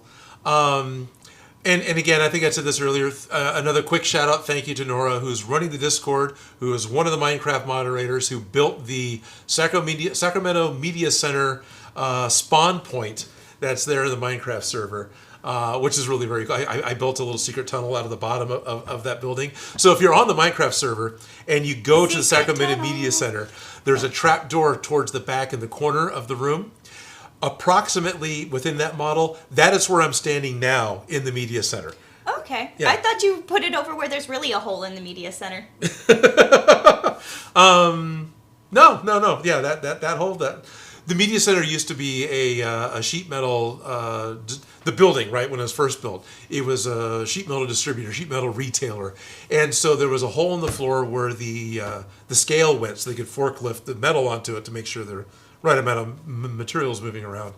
No, not that floor. It was. Yeah. I was thinking right there's here. a real hole in this building Yeah. that you put it into the Minecraft server. But no, you had a hidden one I here. put it in my shop. Yeah. Yeah. Okay. Well, there Yes. you guys know secret knowledge. There's Yeah. a secret tunnel that's not really a tunnel in this building. That's not really a tunnel in this building, but that secret tunnel goes down to a tunnel that runs back to my compound that I built in the hillside.